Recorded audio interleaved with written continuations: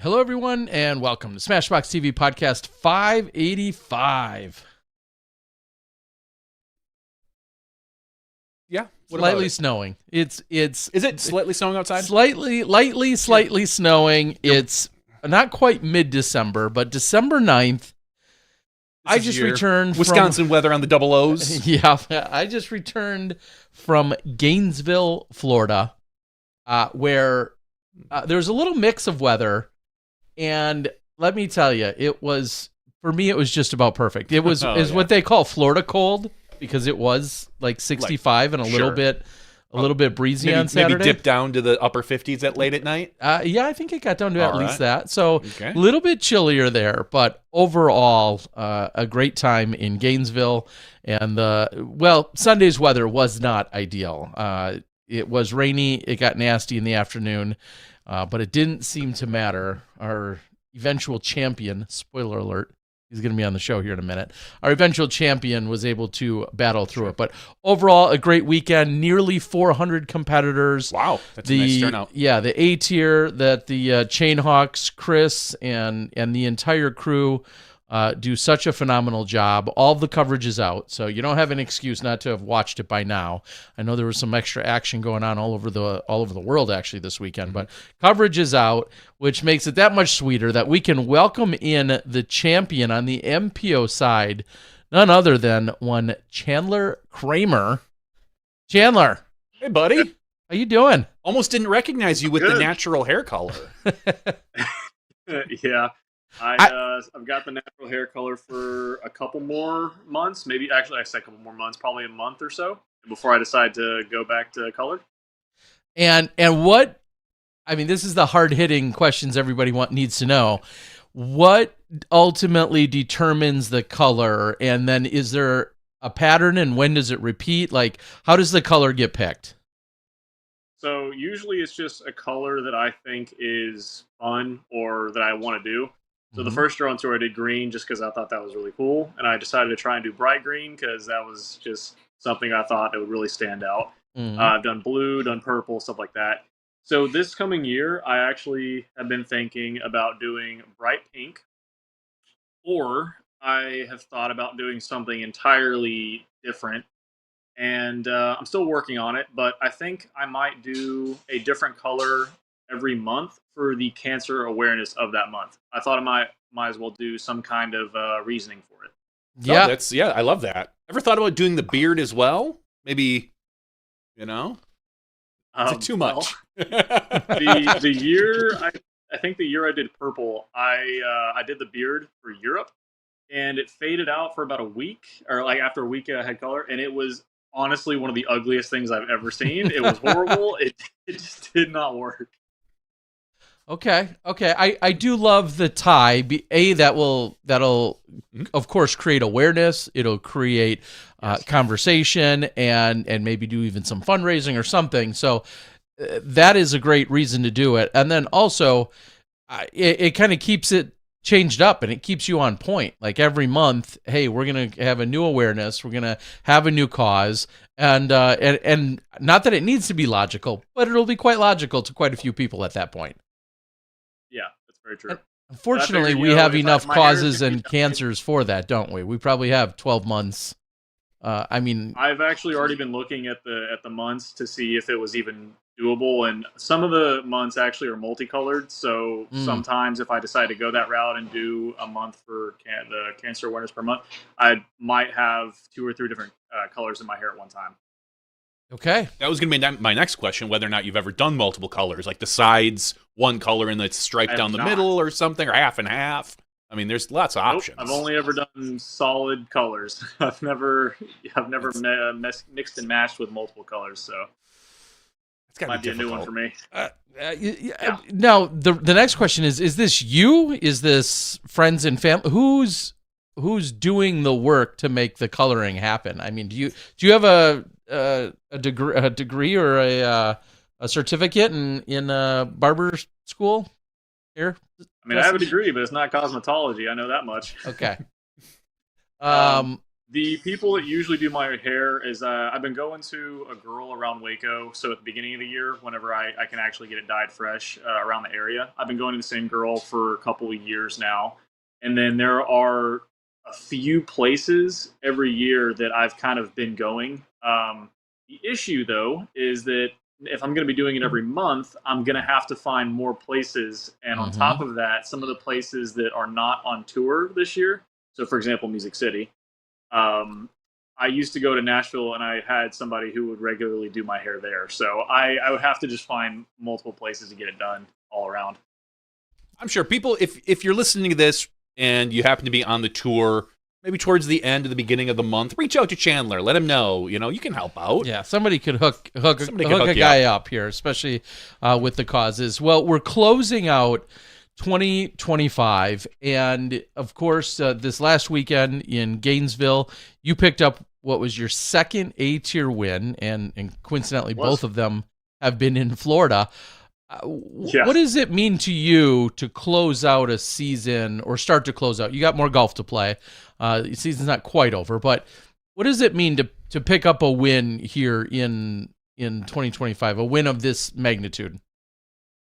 I mean, picking up a win for me in general at an A tier is something that it doesn't matter how many times I think I do it, or if this is the last one I get, then it's amazing. But it's one of those feelings that I've always strived for. As many times I finished second place, it kind of hurts. So the fact that I actually was able to get over the line and get first it means a lot. But also with the year that I've had, it's been an up and down year. I want to say the first half of the season, really, I was not playing some of my best golf. Things kind of clicked coming towards the end of the stretch, and I want to say the last quarter to third of the season, you can actually go back and look at some of my ratings. I have been playing way different in the sense that I've been averaging way better, and I think that's because my head is in a much better place than it's been in, I think, every year I've been on tour. What has led to maybe whether it's more focus, more fun, more loose, more rigid, whatever, what has led to a more clear head and then therefore better results for you? Can you pinpoint anything? Well, I definitely can pinpoint some things. I won't go into it too much, but there was a lot of things I dealt with in years past, especially in 2024. It's no secret that some of that was mainstream in the sense that it got out to the public, but there was a lot of things going on that were not even disc golf related, that were more personal life that I was struggling with, that I never really made public, and I still don't want to make public. There's no reason for it. But it takes time to get over that, and there's no real timetable because everybody processes things differently, and it takes some people a longer time to process, sometimes a shorter time to process. And getting rid of a lot of negativity in my life and then surrounding myself with a lot of positivity, whether that comes in the form of really good friends. In this case, Raven Newsom is a good example. One of my best friends on tour and one of my best friends, period. But just having a good support system as well. Gateway came along, and they're showing support through and through. They were with me in the bad times at the beginning of the year when I wasn't playing very well, and they're with me now, and they're still supporting me when I'm starting to play really well.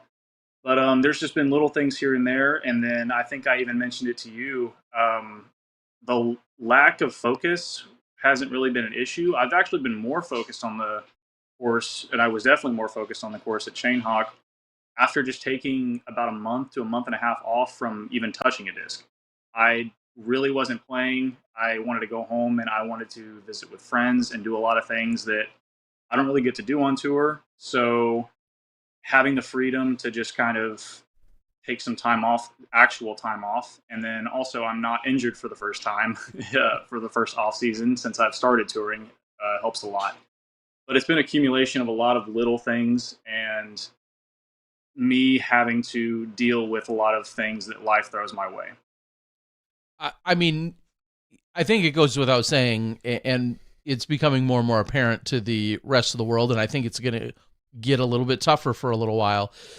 Road life is amazing, but it comes with its challenges. I mean, you're rated now 1024, which I believe is one of your highest ratings.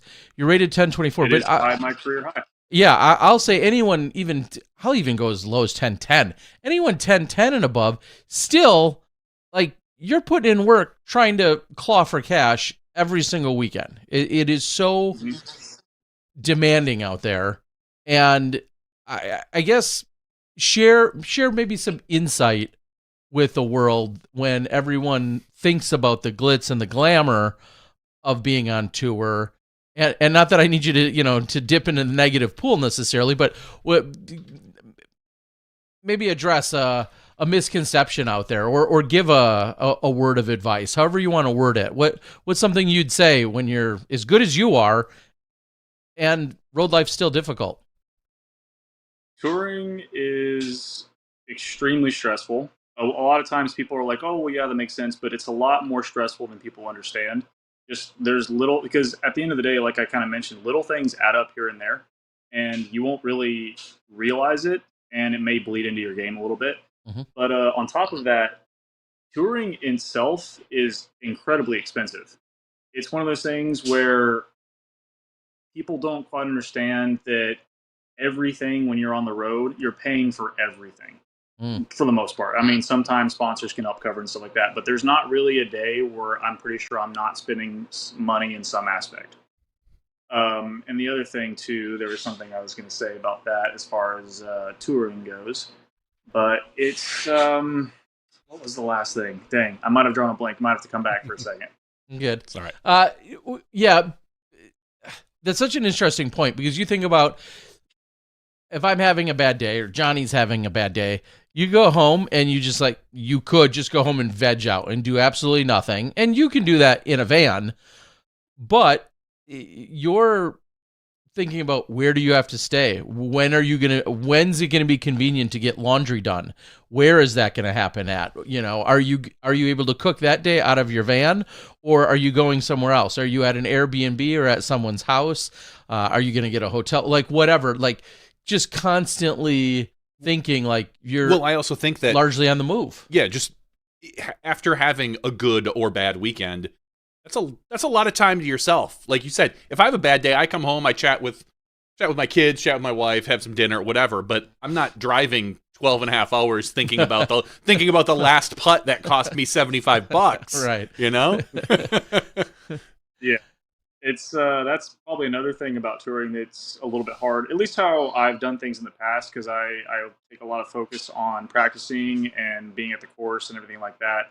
It's very rare, again, for me. I'm sure there is time. I just haven't really done that myself personally, to go explore some of the cities that we go to, because I know a lot of people will actively take time to do that, but that's one of the things that I haven't done a very good job of that. But it's one of those things where if that's your mindset and you want to be super, super focused like I was, I'm shifting a little bit, but you don't have time to necessarily go out and enjoy as much, because people think a lot of times there's a ton of free time. You can go, do whatever the hell you want, explore, the cities, and just have a grand old time. But realistically, that's not the case necessarily. There's a lot of people that you play your practice round, you're eating, you're sleeping, you're having to film stuff and, post for social media.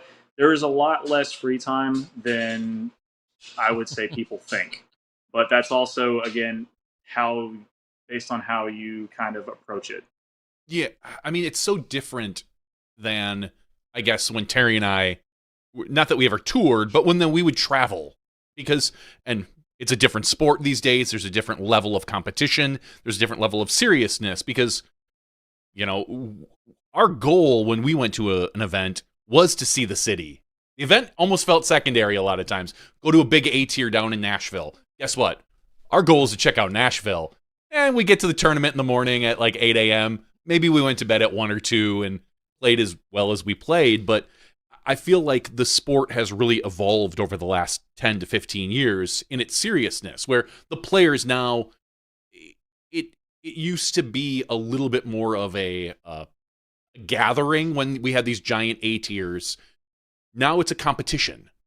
And I think that Yes. that changes a lot of people's perspectives. Like you said, you're probably not going out to the local watering hole until 10, 11, 12 at night just hanging out. you need to get your sleep because you have to tee at anywhere from 11 to 2 the next day. Yeah. I think kind of going back to what you said, where, whenever you would go down to the big A tier in Nashville kind of thing, it was more than just a tournament. It was more like an event. And nowadays, it seems like as much as it wants to be an event, it's more so you can feel it's just a tournament. It's not necessarily a grand time to hang out and do all that, like what I would call an actual event. Some of the tournaments are for sure trying to bring that back. I think they said a good example is GBO, DDO. They're trying to make it to where all the AMs play again that same weekend, and they're trying to have that big event. But a lot of times, especially on the Pro Tour events, they can do their best to try and make it seem, like it's more than just a tournament. You can hang out, you can do all this and that. But at the end of the day, it's a tournament. We're there to compete. And you can definitely, the atmosphere behind it is you're there for the tournament. It's not necessarily to hang out and stuff like that. Yeah, and that follows up. The purses were a fraction of what they are now, and people like Johnny and I specifically were not there with any chance to win. When someone 10, 20 or above shows up, they all have a chance to win a tournament. And so the dynamics have definitely shifted. To be fair, though, there were a few 10, 20 players that would go out with us at night, too. Well, maybe, but we didn't talk about that. Also, it was different in that, a lot of times it was 2 rounds a day of golf. You'd play a morning round, you'd play an afternoon round. Everything was a lot more compact in how we did it. But that's all aside.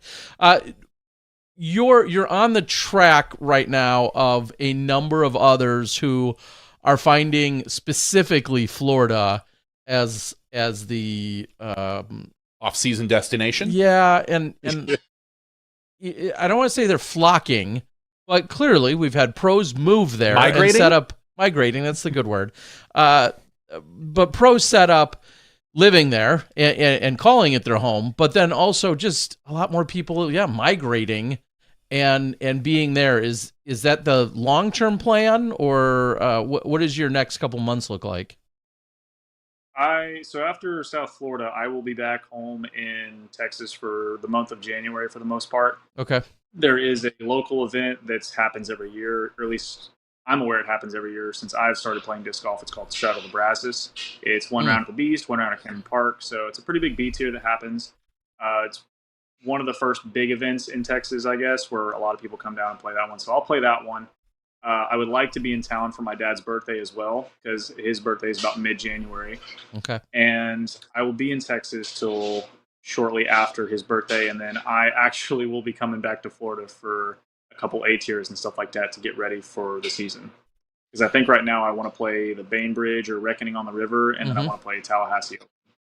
Yeah, and speaking of which, I think talking about having those guys, a couple of the organizers on maybe as early as next week, actually, to talk about those upcoming events, which are becoming more and more kind of the early season staples, as people are prepping to get ready for the year. And so their timing is perfect. You think about, that was done on the West Coast for a number of years, and now that we're seeing the tournament start on the East Coast, it makes sense that there's a couple of solid events for people to play in to get warmed up. With regard to, we'll look ahead just for a moment to 2026. Is there anything that would shock us when, if you released your calendar on your Instagram tomorrow or tonight and we were looking at it, is there any weekend or event that would or wouldn't shock a fan out there as to what's on it? I think the only thing that really immediately comes to mind is since I've started touring in 2022, I have went to Europe every single year. Mm-hmm. And this is the first year I've decided that I'm going to not go to Europe unless plans could change. But for now, I have pretty much set my sights on not going to Europe and instead playing some more A tiers that are here in the States. Is that largely just financially driven, or do you feel like majority of it is financially driven? Yeah. Okay. Which is funny because you had one of your big breakouts over in Europe just 2 years ago, 3 years ago. I lose track of time. It was 2022. Yeah, 2022. Yeah, you had your big breakout where you popped up on the lead card and you were competing for some victories out there, and that Europe has to hold kind of a special place for you then for that.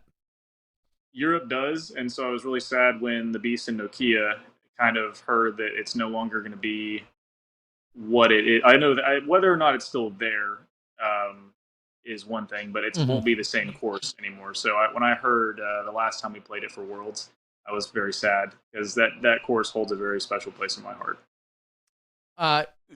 Well, let's talk also then about not only yourself, but this weekend you were battling with a teammate, a Gateway teammate in Jonathan Borsick. John is so good. Oh, yes, absolutely. As one of the comments said, he has such a well-rounded game, and he certainly does. What does your sponsorship? I don't want to say what your sponsorship look like, but have you announced? Are there negotiations? Where do you stand with sponsors and what you're looking to do in 2026? I'm currently negotiating with Gateway again to be back with them. With everything that happened this past year, I very much enjoyed everything that went on. And as far as I'm aware on both sides, we both would like to work with each other again. So that is the goal. And I just want to go back real quick because you mentioned John. Mm-hmm. I've said this to a few different people, and I don't know if I've said it out there yet, but I think I should go ahead and say it now. In my opinion, John is one of the hottest players on the planet right now. There are very few players that are playing as consistent and as high of a level as he is. There's only like a few that come to mind. John is, after the ratings update today came out, he's 1029 rated. He's a top 50 rated player in the world, and he played one Pro Tour event last year in USDGC because he qualified from USDGC at Ledgestone. Right. And it's funny because he's one of the best players that nobody knows about. It's actually insane. Yeah, we've mentioned his name a few times. He's a cold turkey champion. That's why he is, Terry, and he's on coverage. Yeah, I heard you do commentary for that, Terry, every year. Well, I mean, he wasn't there this year, and I was like, well, we're not even going to film it if John can't be there. That's never mind the 9 inches of snow that came down that afternoon. But anyway, but yeah, I mean, we've mentioned his name quite a bit because you're right. The A tiers, we tend to talk a lot about A tiers and off weeks and whatnot. He's always first. It feels like he's always first or second or third in the top 5 at all the A tiers, but we never mention his name at Pro Tour events because he didn't really go to hardly any of them. Now we're interviewing about him. Does he plan to tour next year? I mean, he's a teammate of yours. Is there a possibility of finding a way to kind of help split costs or anything like that throughout the next year? If he's that hot, you'd think he's looking at the tour. I can't necessarily speak for John. I have no idea, but I just know that me and him I do know that me and him will be playing some events together for sure. A lot of the A tiers together. So I can't speak on his full schedule. I have no idea what he's doing, but I know that we've talked about some events like here and there because I kind of told him my schedule and he said, I think I'll be at that one too. So there will be a few events where I'll be definitely watching him podium that event. He'll probably win the event if we're being honest. But yeah, it's I think if you've never seen him play, you can first of all check out the coverage that Terry did for the Chainhawk Open or some of the other previous ones. But if you haven't heard of his name, I think this coming year you will. And I've thought that for a little while now, but he is one to watch for, truly. Yeah, and what a great battle it was this weekend, and hopefully people have or will go out and still watch the coverage. But it was a great back and forth with the two of you, and I genuinely, of course, had no idea what was going to happen as Jonathan took a one-stroke lead going into the final round. But then, by hole 10 or so, the weather turned nasty, or actually 12 or so. The weather had turned nasty, but momentum was already in your favor. What's that? Yeah, you know what killed me is that when the weather started to get bad, it was like it was hole 11 when it really started to come down, and it kills me how I ran my putt and I was like, I missed it obviously, but I was like, that's a pretty good bid. And then Braden and Dennis both made longer, like just as long of a putt, and made it look so easy. And I don't know if you remember, but I just turned to you and I was like, yeah, this hole's easy right now in this rain. Yeah, it's just ridiculous. And that's what Dennis. Honestly, that's what Dennis does too. Yeah. He's a phenomenal putter. Yeah. We've got this chance to see him over in Europe quite a bit. Yeah. The dude just walks up and just jams them, and I'm always. It's almost a little surprising with how how he hammers them in there. You have a little shock every time. Well, he's really good at going like 40 to 60 long on most approaches, and then turning around and makes the putt. Exactly. And he's very well known for doing that over. Hey, if you've got something that works, stick with it. He might be the most fearless player I think I've played with. Honestly, right? He just doesn't. He doesn't overthink anything. He just goes for it. Yeah, but, very quickly as far steps up. Yeah, as far as whether or not the rain helped, I think if it's a little bit of rain, it could help. But with that much rain, I don't think anybody had any benefit at all, honestly. I was lucky that I had a towel or two, in this case, that were dry enough to make sure my hand was good. But I was really just doing everything I could to keep my throwing hand, since I have tape on it, to keep it dry so the tape wouldn't get slippery and everything like that. And ironically, whether or not you know this, but on hole 16, after I made my putt, I went back to the bag, and I was drying off my disc, and I was like, okay, time to go to the next tee pad. I picked up my umbrella, but what I didn't realize was my umbrella had caved in a little bit and created a puddle. So when I lifted my umbrella up, it doused my right hand, my throwing hand, and I was so there's no way that just happened. So I was so worried about actually, because I had too much grip after I finally dried it off. So I was standing up there on the tee pad, and I was like, let's just not accidentally grip this and throw it straight down into the out of bounds. So I threw the shot, and I immediately was like, oh, yay, it's like a good angle, it's a good height. And then as soon as I threw it, I said, and I threw it about 50%. So I was like, that's going out of bounds. But I don't think it was beneficial necessarily for me. I've played in some crazy conditions, whether it be wind and rain. And I don't know. I think having a little bit of experience helps, but at the end of the day, you can't necessarily plan for everything to go perfect. Like, there's little things here and there in conditions like that are always going to mess with you. Yeah, and like I said, I mean, you were playing great golf and stringing together birdies, little pockets of birdies here and there, and it felt like the weather obviously could affect anyone at any given time, but it felt like you were pretty much locked in, as the kids say. What I guess the follow-up to that is, and I didn't ask you in our interview, is how aware of scores are you? Are you a guy that's watching and aware every hole, like, oh, I got him by one, or oh, hey, we're tied up, or I'm down by two?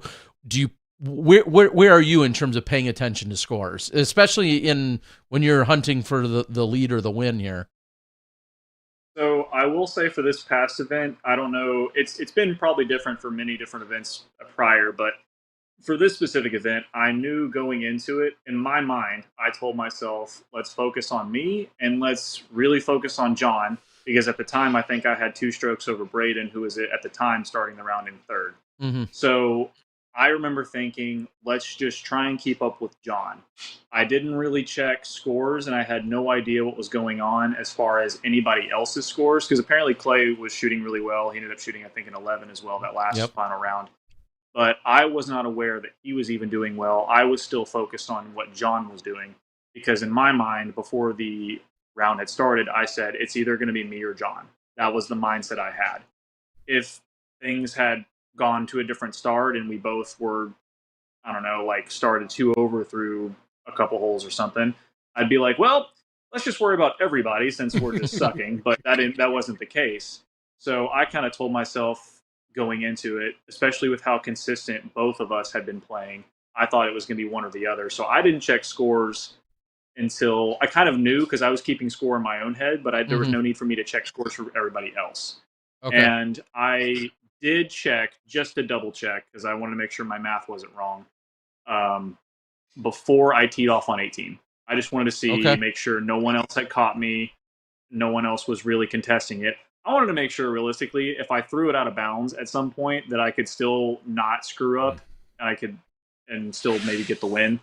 So that was the only time I checked scores, but I really didn't think going into it that anybody else was going to really catch us, especially since, like I said, Braden and Dennis were not playing incredibly hot. I didn't really check scores for anybody else. I was mainly just focused about what John was doing.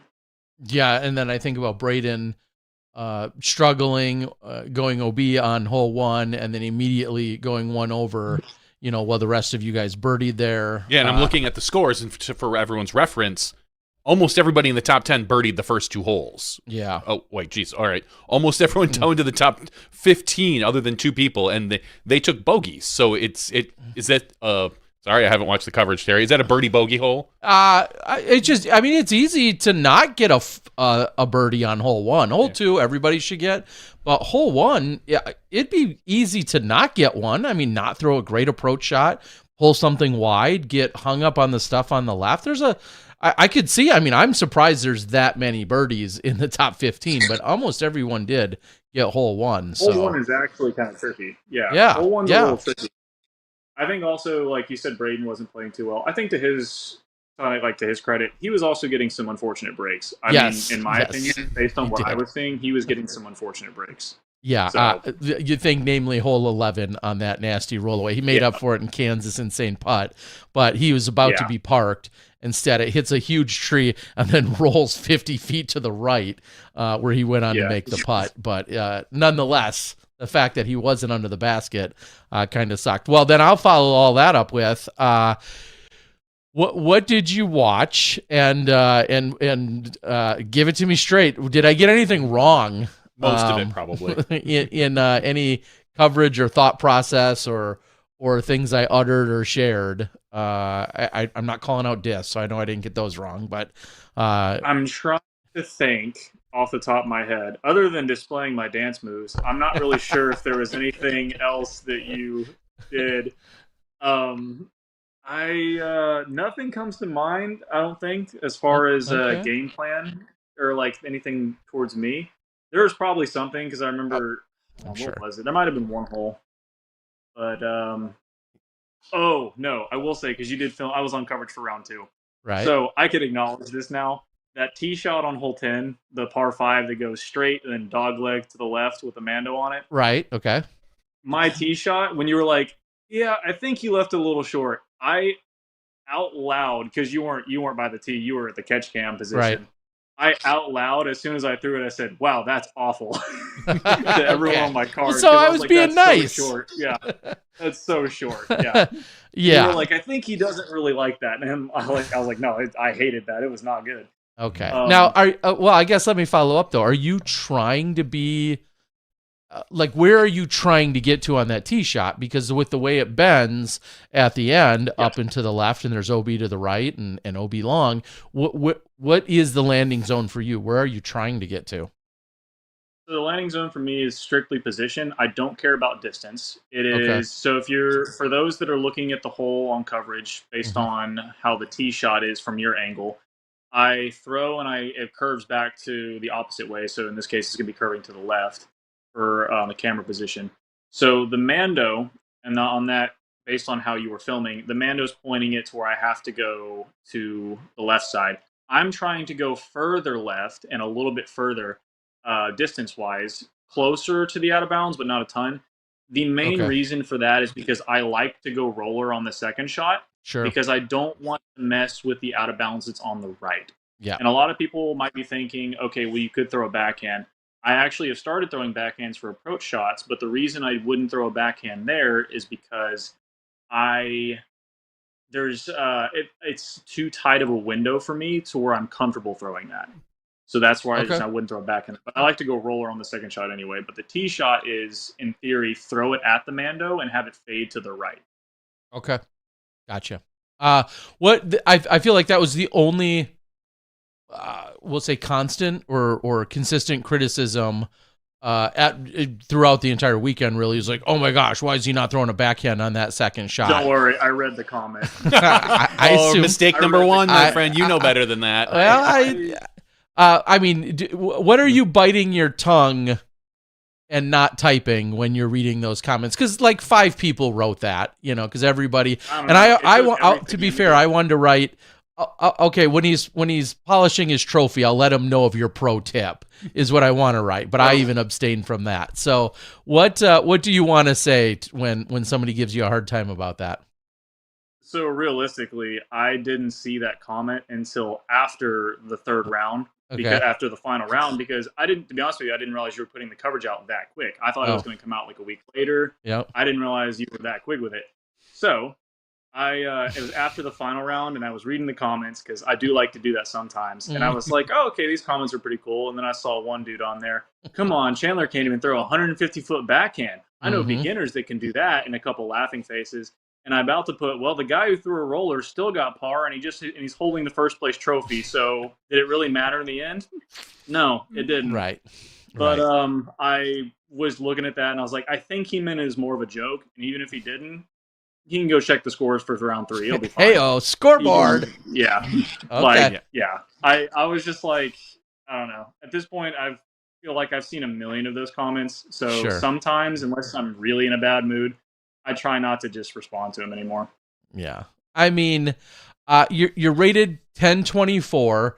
Would you love to have a world-class backhand? Sure. And is there time to still develop one? Sure.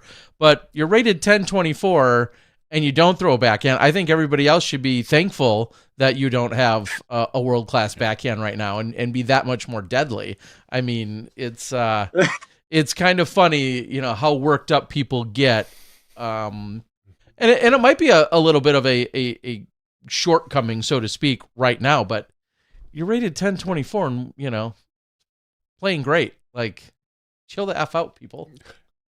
But it's the internet. It's the internet. We all know it's the internet. So hey, you can't please everybody. I learned that the hard way. You cannot. There is no such thing on the internets. Well, I wanted to talk real quick. We don't have a lot of people on that are sponsored by Gateway in general. Can you talk a little bit about your bag? I mean, they're just not very large on the Pro Tour. I think they sponsor quite a few players, but usually we don't see them on the tour. So what are your go-to discs? What are you putting with? What are you driving with these days? What have you found that works really well for you?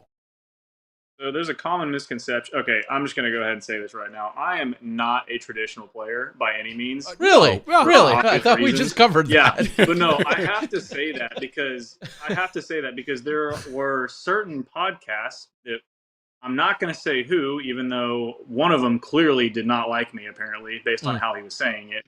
But Okay. he was like, oh, this signing means nothing. He's going to be another player that putts with Wizards. If you know anything about me, I do not like traditional putters the way they feel. Mm-hmm.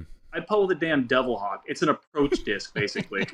Like, there's I putt with a Devil Hawk. It's but specifically one that's like super soft. I like the stuff that you can basically fold in half and it pops right back up. Mm-hmm. I believe soft putters catch chains better. That's just a personal belief. Apparently, I think Gannon putts with like the hardest things in the world, so he can differ on that. But like personal belief for me, but I putt with Devil Hawks, super overstable approach mold. For drivers, I really throw Realms and Spells. Those are the two like main distance drivers that they got. They came out with one recently called the Javelin. Fantastic disc. I think it's super good. I think a lot of people who don't know what it is should maybe try one out. That being said, it's a 13 speed, so might be too fast for some people as flight comfortability wise. And then they have some fairway drivers that I actually throw that are not Gateway specific, but they manufacture for Hooligan, they manufacture for Goliath, they manufacture for a few other different smaller companies. Mm-hmm. And so I actually bag a Hooligan Thread, which is a super like straight 9-speed. Okay. And then there's some other ones there too, but I could list out the entire bag if I really wanted to, but there's no. We can watch your in the bag. I was just more so curious about about what you lean on particularly because you are, like you said, you're a unique player in that you throw obviously a ton of forehand. So, and you're not throwing, your touch backhands, and you do putt with a unique putter. So that was more kind of what I was looking for, and I think you laid it out pretty well there. I'll do this. I'll tell you the 5 molds that I threw the most at Chain Hawk across both courses because I went back and I thought about it, and it was for sure the case. I threw Realms Spells, which are both 12-speed drivers. I threw the Spirit, which is a really overstable 10, 11 speed. I threw, it's 3 there. I threw my putter the most, Devil Hawk. And then my other approach putter that I don't putt with, but I throw all over the place, is the Ghoul. And it happens to be my Tour Series. Right. I was just gonna say you have a Tour Series disc. The Ghoul. I know people were talking about it. Do you feel like there's any holes in your bag? And then I guess the follow up is, what are you or aren't you restricted to throwing in terms of brands? Is there anything that is off limits to you? So I can throw anything that Gateway manufactures, and that includes for other companies. So all the other companies that they manufacture for, I am allowed to throw. As Okay. far as holes in my bag go, I'm very particular about what goes in my bag. I feel like I kind of have to be, considering I'm all forehand. Hmm. So a lot of it is based on feel. A lot of it is based on what I'm specifically looking for. And I think it took me a little while to get the like certain slots, specifically the understable stuff, the stuff that I need that will flip over but not burn over, the stuff that I can get to maybe roll a certain way or whatever the case is. But it took me a little while to get there. But I'm don't really necessarily think I have almost any holes in the bag right now, because the only one that I think I might have been missing for a little while was maybe a distance driver that holds and turns but doesn't really come back. And turns out it's just my roller disc if I decide to air shot it. And I didn't start doing that until about 3/4 of the season in. So, but I would like to say that I probably, realistically, from the outside looking in, I'm sure there's probably a slot that I am missing. But right now, I don't think there is, and I really don't. We'll post your bag on Reddit. We'll let everybody answer that. Oh, if you Yeah. post my bag on, oh god. Well, hey, that won't do any good. No one's gonna know what the molds are. Well, yeah, maybe you're right. So we've got an off season coming up. You said that you are, are you working on the back end? Do you set aside time to practice, like truly just out in the field? I know everybody talks about it. I think that a lot of it that we hear is talk. I don't think a lot of pros are truly going out to the field anymore and just like, hey, I need to work on 150-foot backhand because some guy on the internet told me that that's the shot I should be shooting. So what are your plans for this offseason? What are you going to focus on, if anything? Fair. That's a good question. I would say the main thing, and this might sound kind of interesting, but there's a reason I didn't touch a disc for about a month and a half, and I think what I needed to work on was just my mental game, taking legitimate time off away from the sport. And I think I'm at a place now where I'm feeling great. I mean, mentally and physically. But as far as field work goes, going back kind of to that, for my game specifically, all of the field work I've ever done has been on the course. I was never one to go to a field and sit there and throw. The only time I really did that was when I needed to look at the discs that I were throwing, because I maybe had, and it's only I think ever been maybe twice ever, but I would have a round where everything was just kind of off, where I didn't know what my discs were doing. So the only time I would do field work is to see what my discs were actually doing and to figure out, if I throw them this angle, what's going on. But it's only kind of like a worst case scenario when I'll do field work. As far as working on a backhand, I actively do work on a backhand. I just don't sit there and repeatedly throw multiple times with it. It's something that I'm not comfortable doing with, and I know that if I'm going to incorporate it, I can't just shut down the forehands and do strictly backhands. That's not how I roll. That's never how I have rolled. So I will take time. It's usually a few throws during the round, but it'll be just, hey, let's hit this line with this disc, and then we'll try it again with a different disc. So it's mainly a little mix of getting the repetition of throwing the shot, but on top of that, doing it with a couple different discs, so that if I need to do it from a certain distance, I can do it based on, I have a disc for that. It's not just a singular disc I have where, say it's like a realm that I have where I can only throw a 12 speed. No, let's do it with a fairway or a mid or a putter. So I'll do that same kind of shot, or I'll do it like that, but I'll do it a little bit every single round that I play. I've been doing that starting since I got home. Granted, like I said, I haven't really played a whole lot, but I will go out and I've been actively practicing it. Mainly tee shots. Up shots have always been good. I can do a standstill, no problem. Yeah. Okay. Yeah. Is there a goal of, we'll just say, just distance in terms of a backhand shot? Do you think like, hey, once I get a 400-foot backhand shot or a 500-foot or whatever the number is, do you have a goal in mind? If I ever developed a 400-foot backhand that I could spot up, I would instantly go to 1040 rated. Ah, okay. Well, I mean, sounds like I would goals. probably Hashtag goals. 1040 rated. Yeah. Me too. Realistically, if I'm being more realistic, I think I would be very happy with anywhere between 3 to 350, because my forehand, especially now, I guess between working out and also just the amount, like how I've been feeling now, my forehand has been getting a lot of more a lot more consistent distance. I used to be able to go get, on like a good day, I'd be able to reach a certain distance, but now I'm averaging closer to that max distance and getting a little more on my max distance shots with forehands. So that being said, if I had a 300 to 350 backhand that on command I could pull out and spot up, I think that's honestly all I'd need. Okay. Yeah. Well, I guess I see what's in store off-season action-wise. You can throw a 300-foot backhand. Go teach him. Yeah, that's a good idea. And then I will say will say that I can probably throw 350 right now with the right disc. I just have no clue if it's going to be released in the general vicinity of where it should be going. It's so funny to me thinking about that in general. You being a 1024 rated pro, that your backhand is, it's better than my forehand, but that's how I feel about my forehand. Growing up and playing the sport like the time that we did, no, it wasn't even, nobody thought anything of it if I didn't have a forehand, and I never developed one. But like, I much like, I'll throw a forehand if I have to, and it's under 150 feet. And even then, I'm hoping to be within 70 feet.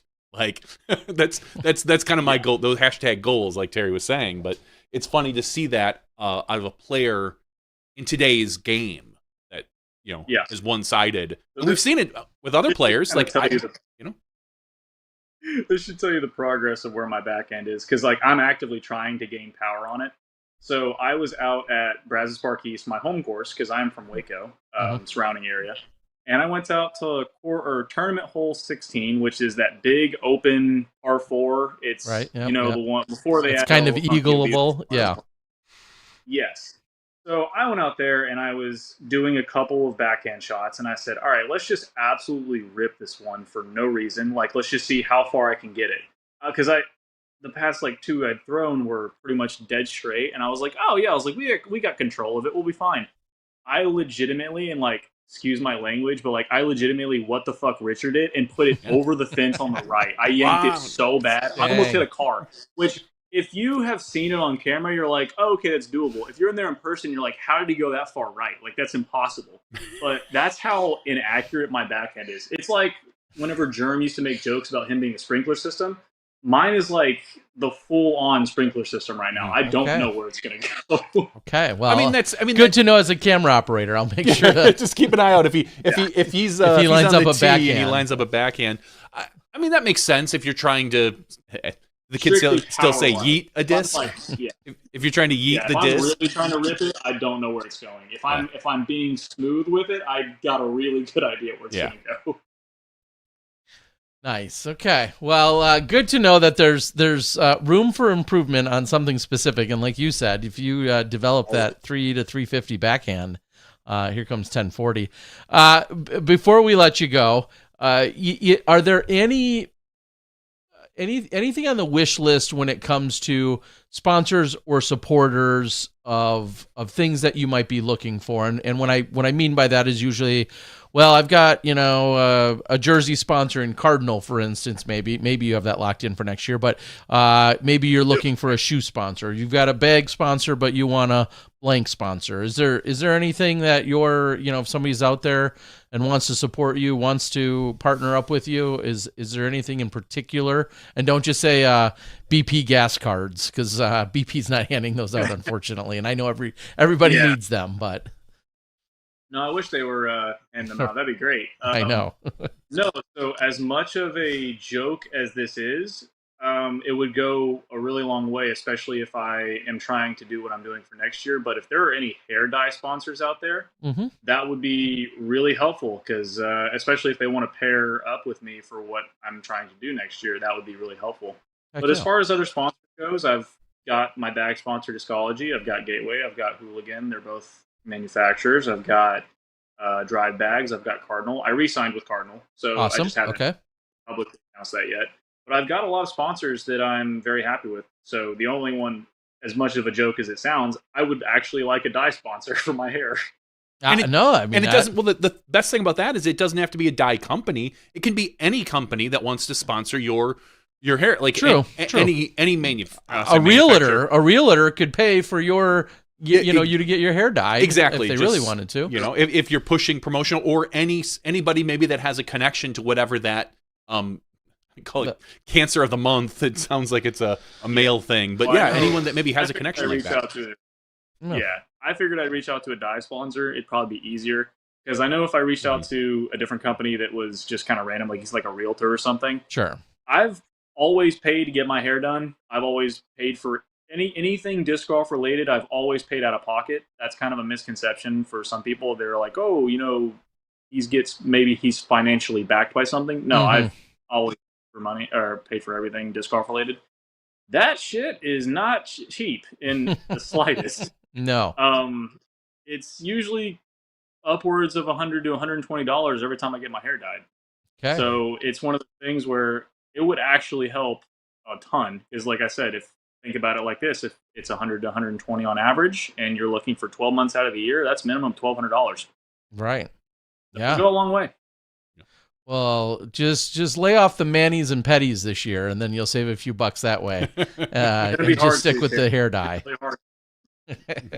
Really I love it. You know how I love my manis and petties. Hey, you should, but sometimes you gotta make sacrifices. Let the man pamper himself, Terry Miller. Let the man pamper himself. Good call. All right. Well, before we cut you loose, please, the floor is yours in terms of anything you'd like to say, anyone you want to address, or sponsors you want to thank, whatever the case might be. The floor is yours before we cut you loose. So I'm going to start out by saying anybody that supported me to this point, fans specifically, I've had a lot of people reach out to me congratulating me on Chain Hawk Open. I want to say thank you again for covering that, Terry. But thank y'all to y'all too for having me on for Smashbox. I really appreciate this. But to all my fans that have supported me to this point, I really appreciate it. It's probably not been the easiest time because you're probably really rooting for me, and I know that I have probably not done the best on the course. But this year is going to be different. It'll be a big year for me. I can feel it. And if you want to support me, I have a bunch of different sponsors. I have Dry Bags. Go check them out. I have Discology. Go check them out. I have a code. I'm pretty sure it's code Kramer or something. It'll help save some money on the bag. Go check out Gateway and Hooligan. Go check out Cardinal. They're, again, all the companies that support me. If you support me, then you should help support them too. So go give them a like, a follow, check them out, whatever the case is. But all in all, just thank you for it entirely. I just posted your Instagram, and when you head over to your Instagram, which is C Kramer and then a couple of underscores, it's also now in the chat. When you go over to Chandler's Instagram here, it has then links to Gateway, Hooligan, the Disc Barn, Dry Bags, Discology, and Cardinal. So like you said, go out, support them. Yeah, go out and support them as they support Chandler, and then leave a note or a message that he sent you over there, because that looks even better. I love it. Well, thank you so much for joining. I know you probably have things to do. We didn't even talk about it, but I know you even as recently as today made the post of you hitting the gym and working extra hard on yourself, and that's awesome as well. So it's awesome to see, like you said, the hard work, the focus, the determination paying off this weekend, specifically with the win, and who knows what's to come. But it seems like you're on the right track, and we really appreciate you sharing some time with us tonight. Thank you guys again, seriously, for inviting me on. It's been a pleasure. Absolutely. Awesome. All right. Thanks. Have a good one. Be safe and enjoy that Florida weather. Thanks a lot, Chandler. Thanks, guys. See ya. Chandler Kramer, this weekend's champion on the MPO side. We have a ton of disc dyers in our sport. Isn't that just a perfect synergy with his dyeing of the hair? We've got Dave from the Disc Dyers Guild on there, and I don't know if Chandler's head fits in a pie tin or not, but we could make it. But we could try. Get a couple pie tins together, like a pudgy pie from when you're camping, and then a couple of pie. Maybe not. Either way, we could get it done, I think. Well, yeah, as Dave has said, not sure that the disc dye would work. I mean, let's just find out. If you don't know if you don't try. Exactly. So, no, in all seriousness, I do love the idea of him working with the various causes and whatnot every month, if that's at all feasible or possible for him to do. And if you know someone that maybe could either set him up or help him out, or someone in a different region or area, wherever he might be, month after month, that would be pretty cool in order for us to be able to help him out and hook him up in that capacity. So I could see us sponsoring him for a month. Yeah, I think that it would be awesome. And then him tying that every month to obviously the hair will create awareness, but then having some extra either, proceeds of discs or sales, whatever, something like that, to then also incorporate along with that cause for the month, I think would be a great way to tie disc golf and a greater cause together. So good idea by him. Yeah. And best of luck, and hopefully we'll find ways to help make that happen. Let's talk a little bit about the rest of the Chain Hawk. Do you want? I'll take it away. Sure, go ahead and take over MPO. We'll do. I'll make quick mention. Chandler, of course, your winner, and it was a good battle. Him, Jonathan Borsick, as Chandler mentioned earlier. Clay Edwards making a charge during that final round to get up into third. Silas Williams takes fourth, along with Corey Ellis. Braden Sides ties Dennis Augustin, and then aka Denka, which is a lot easier to say than his than his last name. Gavin Rathbun, also a previous champion of this event. Gavin comes in 8th after a solid final round. Caleb Skinner in 9th, and then Frito along with Double G tying for 10th. Double G, of course, a champion. And last year's champion, Hjalmar Fredriksson, struggled a little bit throughout the weekend and ended up in 14th. Yeah, really had a rough second round, shooting only a 969. Yeah. And his first run was a little slow. That was on coverage.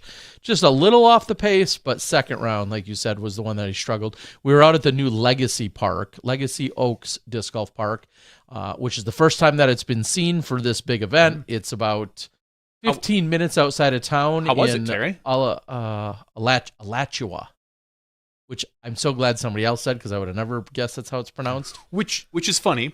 We come from Wisconsin, where there are so many Native American-based names in our state.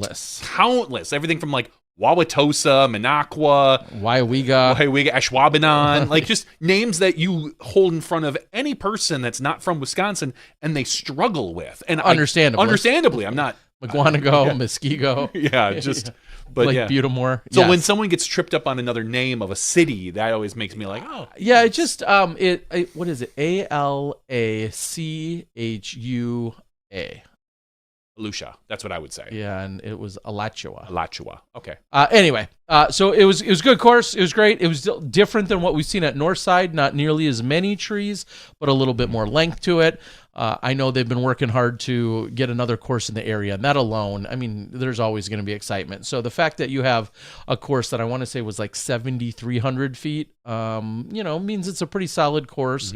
Not quite like Pro Tour length, but not necessarily needed out there. And it was good to see it and good to have it. And we had a few different people that weren't necessarily you would have guessed to be on the card even. A local, Caleb Henson, had a really good opening round, which put him on the lead card for second round. So, yeah, it was a good cast and crew throughout the weekend and a lot of fun. We also had the skins match on Thursday, which was a really good time. And that was brought to us by, and you and I talked about him briefly, Audiodrome.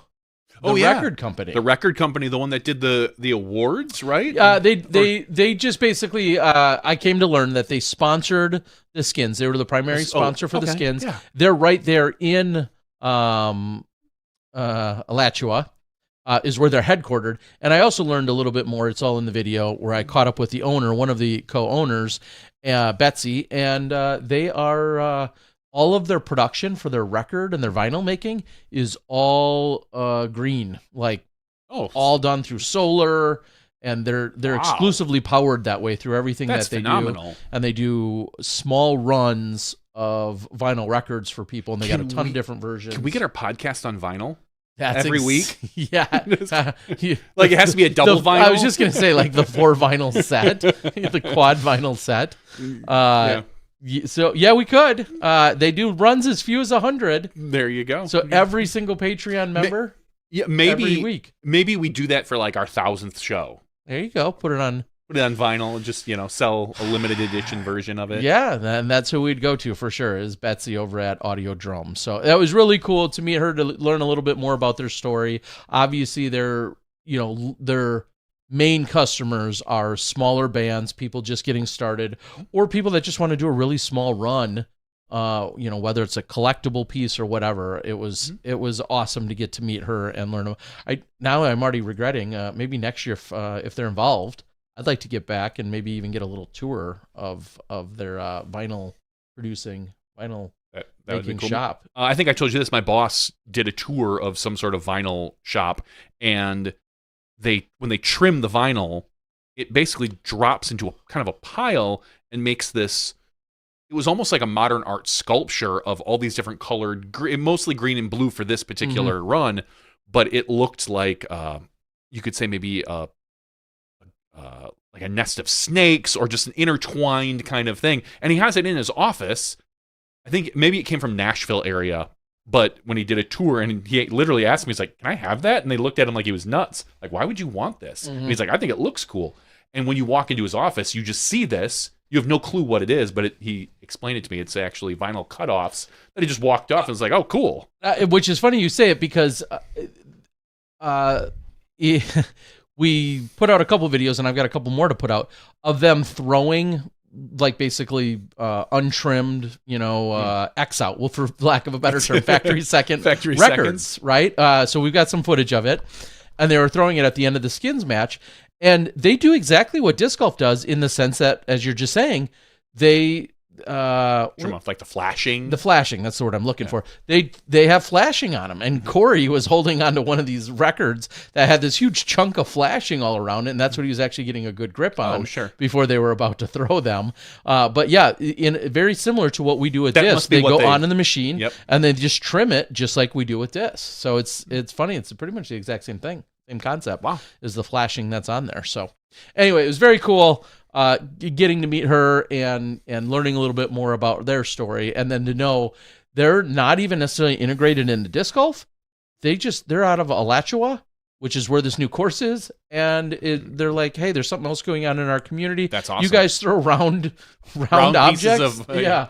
And, we're here and we want to support a few people that we know that are involved with disc golf. So it was a very philanthropic. We need to hook them up with Trash Panda and see if we can get the offcuts of the vinyl flashing to make some new discs. Yeah. Seeing how they're a very green company, as well as Trash Panda. I think it's a match made in heaven, Terry. It would definitely be record breaking. FPO. Let's talk about FPO. Nailed it.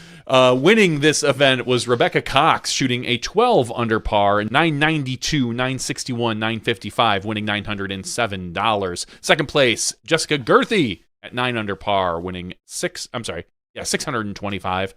Third place, MJ. I always miss it. Is it Gager? I think it is Gager. Okay. I apologize. I haven't talked to her myself yet. I believe it is Gager. Next time, make sure. I think it's Gager. MJ Gager. In fourth place, Morgan Linz. Fifth place, Kat Murch, which we'll have to talk a little bit more about her coming up. Sixth place, Leah Sinagini. Seventh place, Nid Ovatanisan.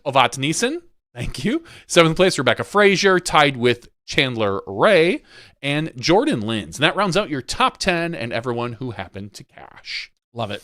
A couple quick stories. Let's hear them. Stories, Terry. Story time with Terry. I was not there for it, and I heard this secondhand, but I think it's on good authority. So it's not quite a Smashbox exclusive, but congratulations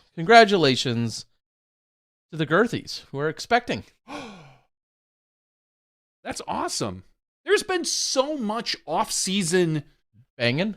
No, because the banging happened on earlier. season. It happened earlier. Okay. If you want to get into technicalities, usually minus 20 or 18 weeks or so. We can. Okay, yeah. Sure. I wonder if we could pin it down to a specific city, Terry. Just like, all right, if everyone's announcing now, like, is there a most like, is it Europe? Like, if you go back and say their place is Norway. Yeah, I mean that's where they got engaged the year before. But I mean, I'm just saying, if we traced it back, I mean, was everyone really excited to be in Norway? Or like, oh, cool, It could have been on my birthday. The night Worlds ended, and then everybody went home.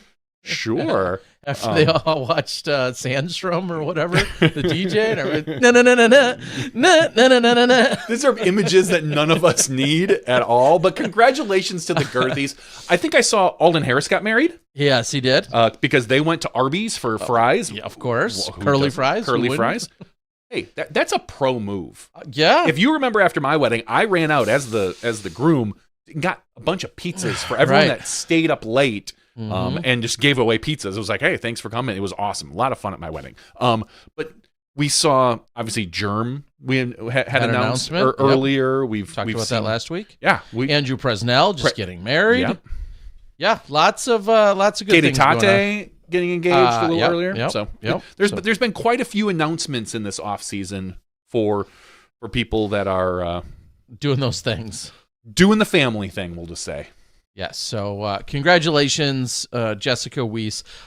Difficult to follow up. She takes second. Difficult to follow that up for the first place speech, though. Like, because I think she was awarded second and then said, oh, by the way. Oh. And then Rebecca, who managed to hold her off, so to speak, and steal her diaper money. Rebecca. Way to go. You beat a pregnant woman. Woo. Way to go, Rebecca. Yes, very cool. If she's not out there at like 8 months, like I saw Kat. Like Kat, yeah. I mean, honestly, what are you doing? I know. Kat set the bar pretty damn high. She did. If we're being real. She did. Like, really high in terms of going out there and playing some golf late, which I am no doctor. I would not recommend, but Kat Allen knew what she was doing. So Yeah, Kat Allen knows what's going on. She getting the knows what exercise. she's doing. I don't. Now, on to a different Kat. Yeah. Was there a cat fight? Was there Got a little caddy. a little bit? Not with a caddy. So somebody asked in my comments, and I didn't realize that it got posted. Somebody just asked, of all things, I guess it makes sense. She was at the tournament, even though it is Disc Golf Van Life that is covered, the FPO action. They'll be getting that out on their channel, Michael and his wife. So look for that. I'm not sure what their release schedule is on it, honestly, but Cat Merch playing in the event. Did I even see her for 2 seconds? I think I did. It was kind of a crazy weekend running around. And she showed up on the disciplinary committee chart, disciplinary list. She did. I believe she is no suspension, no nothing, just 6-month probation? 6-month probation for a situation that happened at USDGC. She was trying to break into Winthrop. I don't think so. Well, she caught swimming in the pond. I mean, that'll get you every time. Don't do that. No, my understanding is that there was a verbal altercation with Nico. I was gonna say a pro MPL player with Nico. Her and Nico were dating. They're not dating now. They, at least not the last I heard. There was some going back and forth between the two of them. Of course, she was on the course at the time. And that, for what it's worth, she is the one that, I don't know if anything's happening with Nico. He was not playing, my understanding is, so I don't know what you can all do, particularly if there's anything you even need to do. I wasn't there. I've just heard about this secondhand.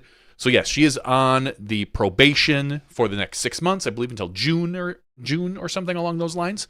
I don't see this being a big deal, other than the fact that her name is on the list. Like, I don't think you were going to see Cat Merch, do anything that's going to hurt her probation, so to speak.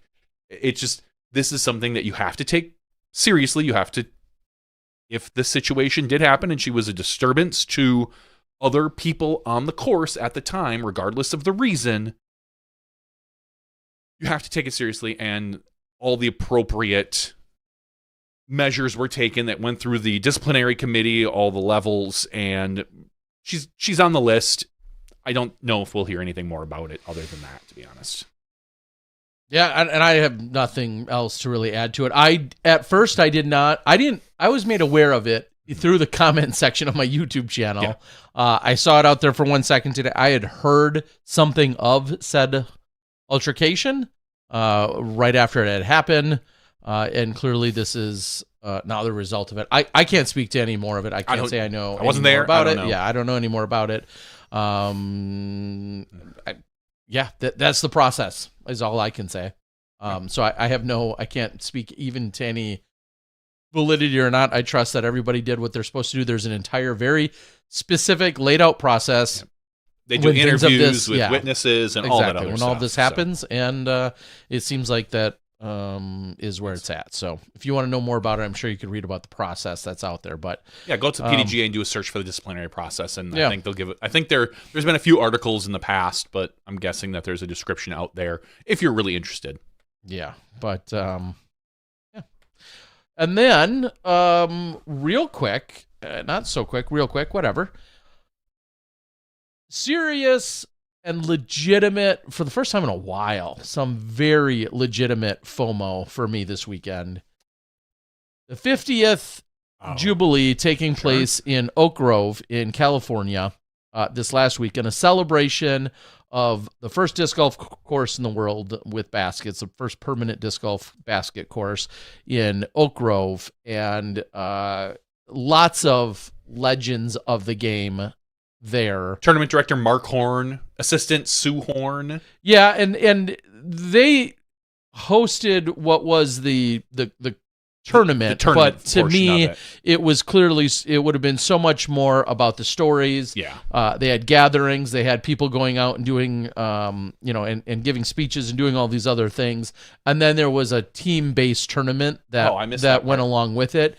Yeah, it like you had, I think, a team of 4 or 5. I quickly read the article or perused it, skimmed it. It was like a team of 4 or 5 people, and at least like 2 people had to make the putt, even though you had a team of like 4 or 5 people, but at least 2 people had to make the putt. Oh, that's and interesting. it wasn't quite like full best shot. It was something along those lines. The point is, and you got to bring your own team as to who was on your team. Looked like a ton of fun. I don't even care about the golf that was played, which was awesome that it was. It's just the collection of people. I watched the Scott Stokely give his speech. He gave like a 9-minute speech talking about the early days of him being there and him growing up. He's talked about that in his book as well, which I read, just about what Oak Grove meant to him as a place that, helped raise him, so to speak. And then the golfers that were around and what that culture was like. And Mark and Susie Horn, I think they're PDGA 67 and 68 are their numbers.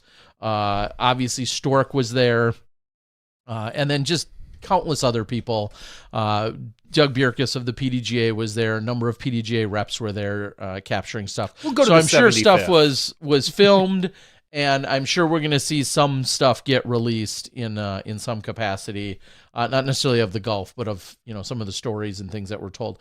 Tom McManus, our buddy, went out there. PDGA 1276. That's Yeah, Tom phenomenal. McManus was out there. Makes sense for him. I saw just, again, it was a who's who. Bill Nye, the science guy, was out there as well. And although he doesn't have that deep history like all the other players I just mentioned, it's still cool to see how disc golf has been integrated into, we'll say, the larger scope and culture of everyone else. So Mace Man, Jen Allen, I know, made the trip. Yeah, lots of incredible people and historians of the game. We're talking, it was certainly one of the biggest collections of sub 4-digit or sub 4-digit, players probably in the last 30 or so years.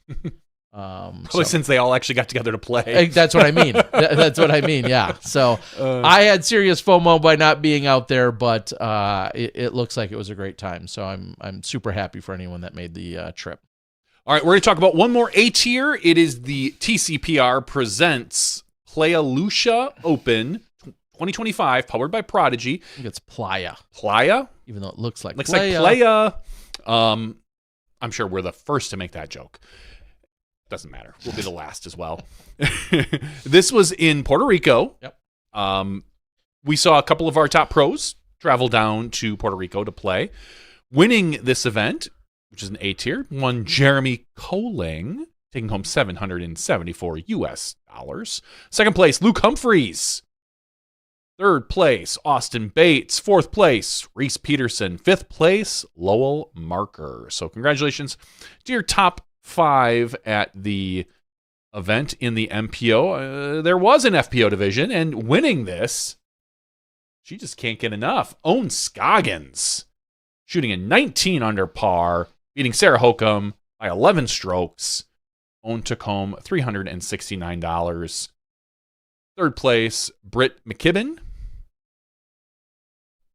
That's it. That's what we got. Love it. Yeah, that's your MPO and FPO. Cool to see one Will Schusterich, who does not play in a lot of events. Yeah. But Will Schusterich made the trip as well. I believe a heavily sponsored, did it say by Prodigy in the title sponsorship? It does, yes. Yeah, that's what I thought. But Will down there as well, just barely finishing outside of the cash. But just shooting the a fact 10-23 rated first round. Yeah. Like he was up in the... Ain't too shabby. No, yeah.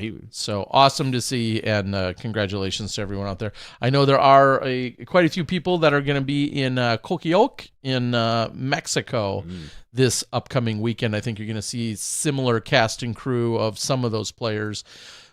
We'll be heading over to Mexico, and looks like a really good time. That was my first ever time in Mexico, was at Coquilloc last year. And I'm super excited for those guys to have a good time. Quickly, on an international level as well, I want to just send out a little bit of a note, because some information about the international... Let me find it for you so I can give you all the details. Kevin Gleason sent me some info, asked if I would help push it out there. Let's get it all pulled up. Apply now for Team USA at the 2026 WIFDIF World Team Disc Golf Championships. That was just posted as well. All right, Terry, you and me, let's do it. Your chance comes in September of 2026 in Lithuania. September 9th through the 12th. I think I'm busy that weekend. Otherwise, I'd go play. No. Golfers representing countries from around the world will compete in doubles and single match play formats. We can do MP40, Terry. On the two 18-hole courses located.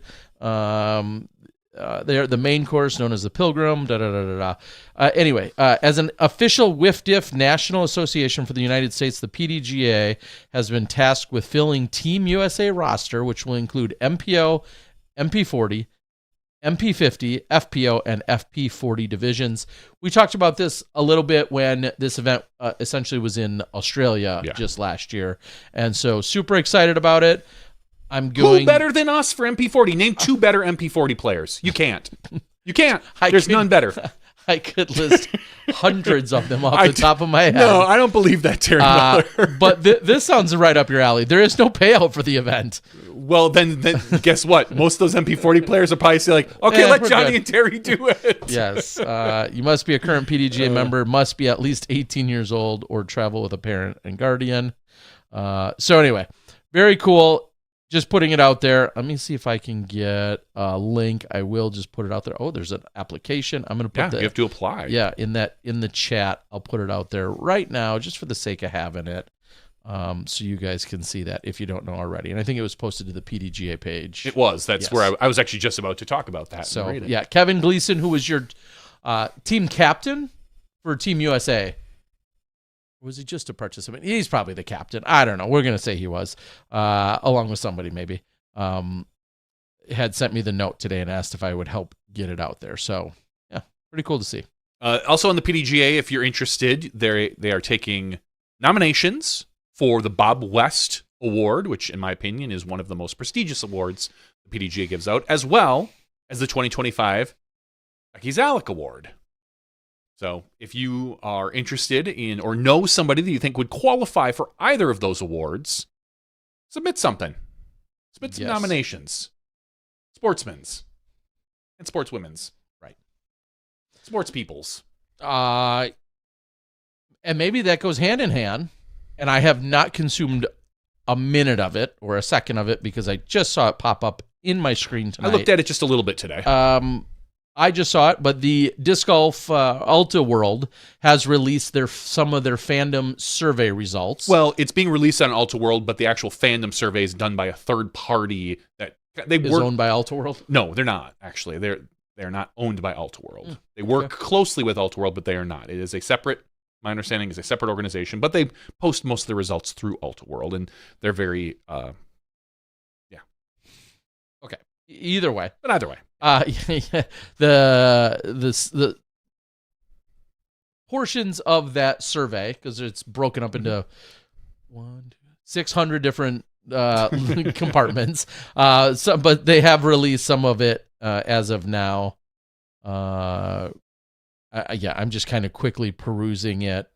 It clearly no real surprises if you've been in disc golf for the last couple of years. Who's your favorite MPO player? Yeah, this is the player. They're talking about players. Who are your favorite players? Because they do have other portions of that survey too as well. They talk about media and commentary and discs and tour sales and things like that. This is the actual first of, I think, 2 or maybe even 3 different articles they're going to write about the fandom for the players. Right.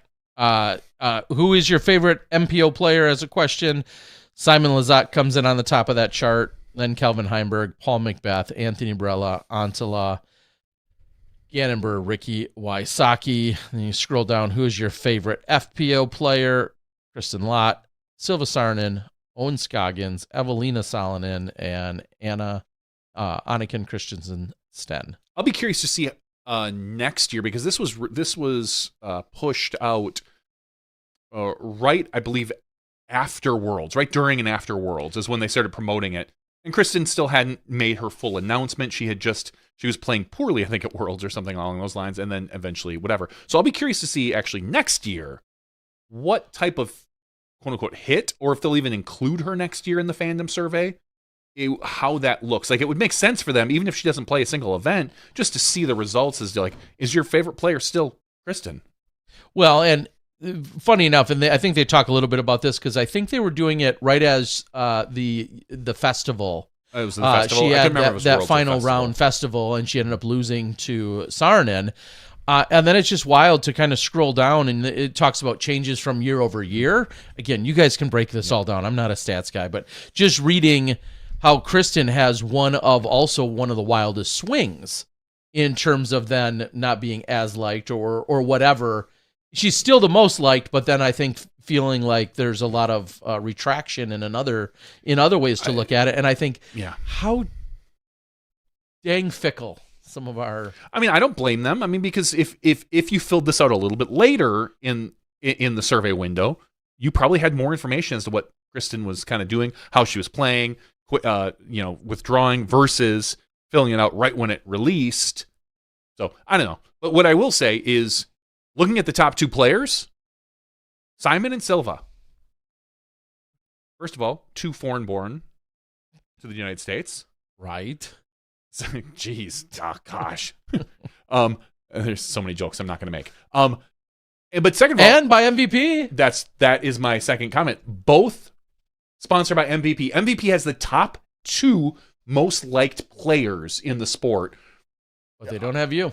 Well, I mean, they have my heart, which is really what matters, and I'd like it back, damn it.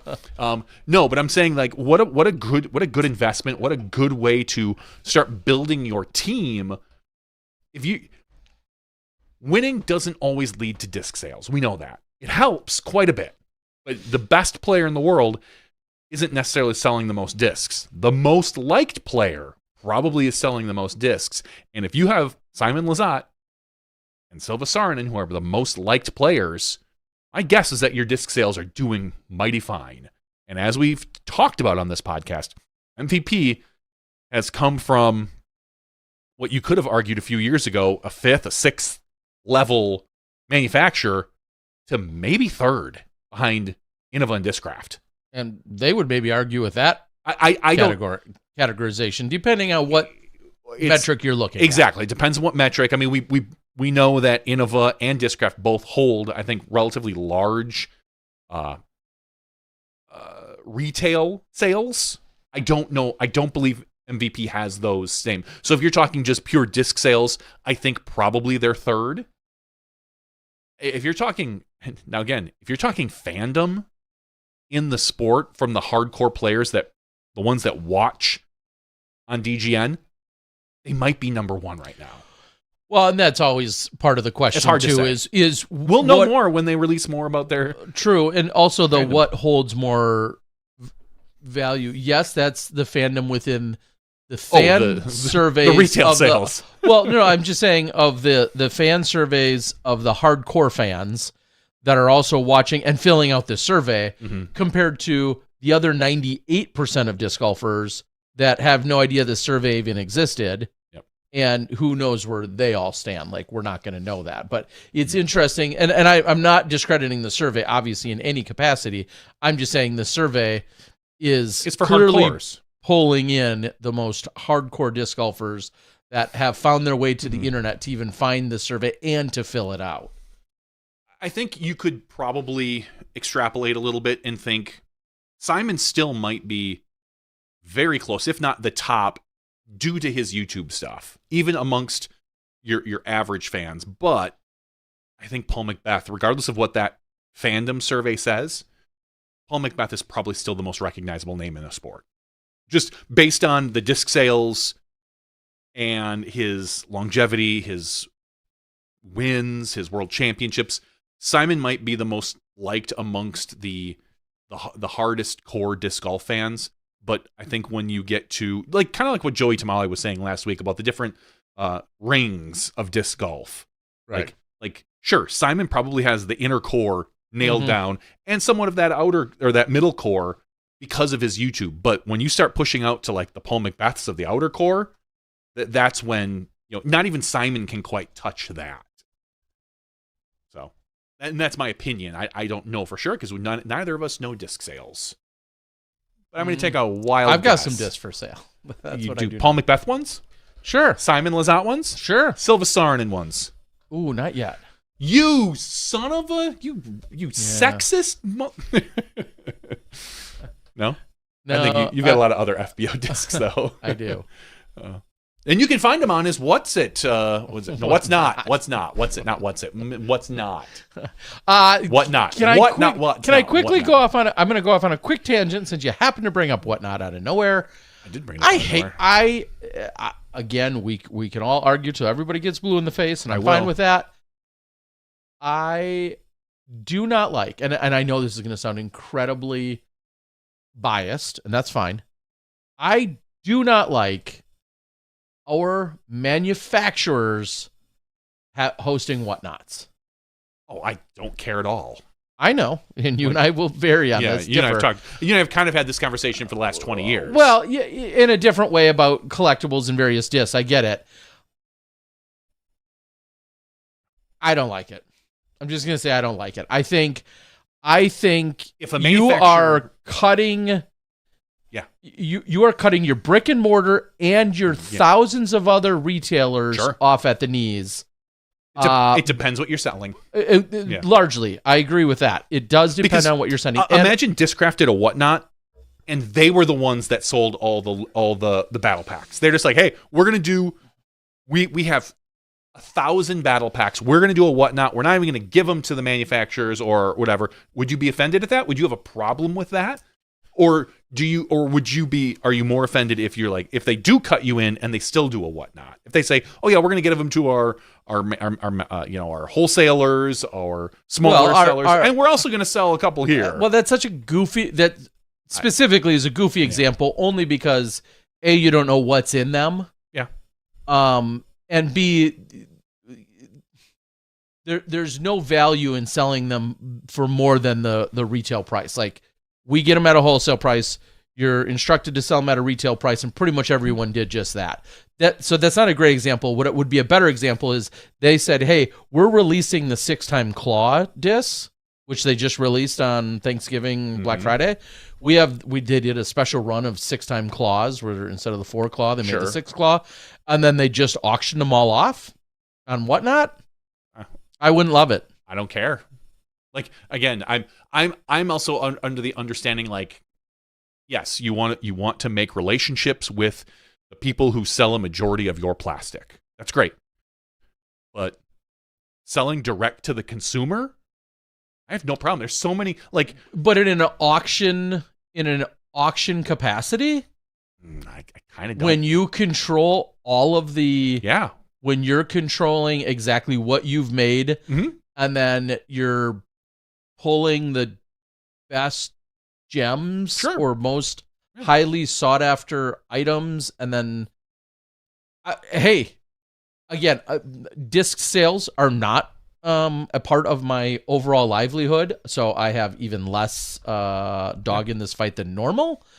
I think it is a not a great thing for all of your thousands of retailers.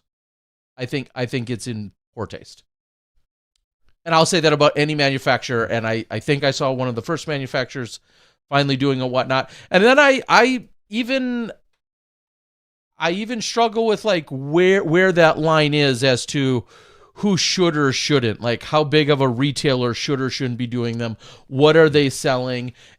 Are they devaluing? And here's the example. Okay. And I'll use MVP as a great example because I know they're pretty firm on their MSRP. Minimum, on their minimum approved pricing. I think they call it MAPS, right? They're pretty firm on that. If I'm an MVP dealer and all of a sudden they go to my website and I'm selling all MVP discs at $7, like they would yank my account, right? Yep. Because there's a minimum price that I need to be selling MVP at. Does it not devalue and hurt every other retailer they work with when somebody's doing just that? Like if they weren't enforcing that policy, which by the way, all the manufacturers have, I think now. They have some form of MSRP or MAP or whatever they want to call it.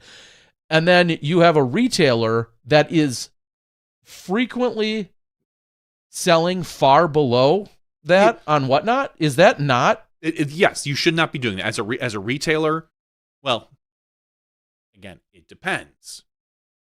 Like there are so many situations, it's hard to say. Should you be getting buzzes now? We'll just say, or Axiom, Hex. The hex. Sure, you get the hex, and you're a wholesaler who buys it for $10, whatever that number is, $10, and you go around and sell it for $12 or $14, even though the MSRP is $20. Mm-hmm. Right away, any manufacturer should be pulling it right away. Now, those hexes, how long can you hold on to them before you can sell them at a cheaper rate? Like a year? If I pull out a year-old hex and these just didn't sell, where what we did, it just wasn't a great whatever, for whatever reason, this brand or mold or run nobody loved them. And you turn around and be like, I bought them for 10. If I can get 14 for them, or 11. Or 11, that's a win for me. Should MVP then look at you as a retailer and say, like, no, you can't do that? In my opinion, yes, they should. They should pull you right away. Say, no, you can't do it. This is our MSRP. I don't care what time it is, when it is, how long it is. You agreed to sell them for this amount. Now, if I buy them from you, Terry, privately, secretly, non-publicly, for 12, and they don't know, and I turn around and sell them, nobody's going to know the difference. Nobody can care because I'm not a wholesaler. I'm not. But no, a wholesaler, a retail should never, ever sell a disc at under MSRP. Period. Just I don't care. I think there's scenarios where, for instance, I know MVP specifically, and I'm just using MVP because I get the notifications, so I'm using them as in my example here. During certain times of the year, they say, "Hey, we're halting MAP regulations for the weekend. If you want to have a big sale, go for it." And you can take your hex in this example, your hex that you bought from us and it didn't sell, they bombed this year, everyone hated that run or whatever. Exactly. And go ahead, and if you bought it for, let's just say, for $10 and you want to sell it at $7, do what you want. You want to sell it at $10.01. That's great. They give a couple of different weekends and scenarios where they say, hey, we're relaxing it for the weekend, or we're relaxing it for a sale or a certain period. They let everybody know about that, and that's your way to quote unquote liquidate. I think that's great. That makes a ton of sense. And again, I'm just using them as one example. What I worry about is I order 100 of them, and a month after I've ordered 100 of them, they're not selling, and let's just say they're not selling well, and then I say to my whatnot, and I'm going to start the bidding at $11, and let's just say every one of them sells at $11. Pull. I would, if I were MVP, I pull your account. Like, that's what they should do. Would you be okay? Okay, that's great. Fine. Would you be okay if MVP held a whatnot that night and started selling them at $10 themselves? No, I think they should abide by the MSRP as well. Like, okay, that's fair. Like, especially for stock. Now, if MVP comes up with something unique, hey, we have this really cool, unique Simon run that didn't go to our manufacturer, it didn't go to our wholesalers. We've got 1,000 of them. Then sure, and they want to do a whatnot and sell them at under MS. Like, we've got these cool Simon hexes. We're going to sell these for under MSRP. I don't care. Like, if that's what the manufacturer wants to do, but if they're holding you to a standard for a specific disc, I think they have the right, because they could very well just send that to you and say, you can sell these at a cheaper rate. I don't care as long as it's consistent. I'm a rules guy. You know, yeah. I just, that always is by the rules. Yeah. Anyway, it's just a thought. I have, again, I come from a very, my perspective's not that unique, but I come from almost every disc that I'm going to be selling and offering on whatnot. And again, private sales are one thing. Like, if you literally wanted to open up open up whatnot, and you personally wanted to sell every single disc in your collection, and they all went for $4, even if they're all seemingly worth more, like, that's on you. You've paid for those. You paid retail or something at some point. Those are totally personally yours and totally legal to do, and no totally one can stop legal. you. No one can say a word. I'm good with all that. I think it's when people have access to certain pricing that then they're undercutting the market itself. If there is an MSRP, yes. If a manufacturer doesn't have an MSRP, I don't care. And then that's whatever. Sell them for a loss then. If Innova decides, we don't care what people sell our destroyers for, we're wholesaling them for $10. If someone wants to sell them for $9, we don't care. Then the question is that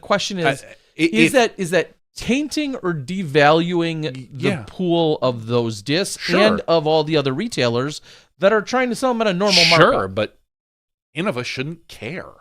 If they don't have an MSRP. If they don't have an MSRP. If they do, then by all means they should care. Yeah. But if Innova doesn't care what happens after the disc leaves the manufacturer, once they send it to you and they're like, cool, sell it for what you want. I mean, then what can you do? Honestly, and I don't care. Most people don't care if the discs are devalued. In fact, they love if the discs are devalued. Well, consumers, as opposed to some of the, of course, and I get it. Consumers want to pay the cheapest amount, and sellers want to get the most amount. I understand the economics of frisbees. Is this supply and demand? Yeah, I understand all of this. Did you sneak me into some class? I sometimes struggle with some of it, kind of playing both sides of the fence and being able to see it. Again, when I'm selling on whatnot, I continue to say, the few times I've had it, run one. My discs are unique, mildly or very collectible, and most of them are perceived to have a higher than retail value in the first place. I'm not personally concerned about the ones that I'm selling, because I'm almost never going to have a disc sell for under what would be MSRP anyway. And I know these are sought after. I know it's difficult for a manufacturer to do this, but I also believe that the manufacturer could have a limited time of that MSRP. Because like you said, if you pull out an Avery Jenkins destroyer right now, that's what, 12 years old, 13 years old? Mm-hmm. And you ended up, for whatever reason, selling that for $14. You put it up there, nobody wanted to bid on it, you sold it for $14, even though it's a $60 disc, whatever that is. Should Innova look at you and say, Terry Miller, you are a wholesaler. You sold that for under our MSRP, even though this disc is 15 years old. Yeah, I mean, that's a fair question. At some point, what is quote unquote fair? Now, that's, again, I think as a manufacturer, I would look at that as, I would have a statute of limitations on my MSRP for, oh, cool. Guess what? This run, after 3 years, we don't care what you sell it for, because we've probably moved on. Well, and I'd go as far as saying, this is again a made up scenario. What if I what if I had a palette of Ricky Wysocki Explorers? You probably do, but made by, just saying. produced by Latitude, that were prior to him being with Dynamic. He was with Latitude at one point. I've got a palette of Ricky Wysocki Ricky Wysocki Explorers. Should Latitude care if I sold an entire palette's worth, all for an average of $9 a piece? Again, that's a really unique scenario. I'm not saying I know that answer. Whether it's a statute of limitations of sorts or it's run its course, those are all good questions. I understand the buyers want the cheapest price, the sellers want the most expensive. But I think as a general rule of thumb for all manufacturers, they should just say, if a player's no longer with us, we don't care what you do. That's fair. And sometimes they're more valuable and sometimes they're less, depending on Avery Jenkins destroyers signify a very specific time frame of destroyers that a lot of people love. So those are highly sought after. Whereas the Ricky Wysocki destroyers, when Ricky had his name on the destroyer, very few people seem to be clamoring about those. And there's another great case in point of would Innova care if you were selling that destroyer that had Ricky's name on it that's old? Anyway, this all started because I don't like manufacturers selling them directly. We can have a conversation, as we just did, about retailers. Manufacturers directly just doesn't. I don't know why, it just doesn't sit right with me. I know, and me personally, and I don't sell discs, but I think this for any sort of industry.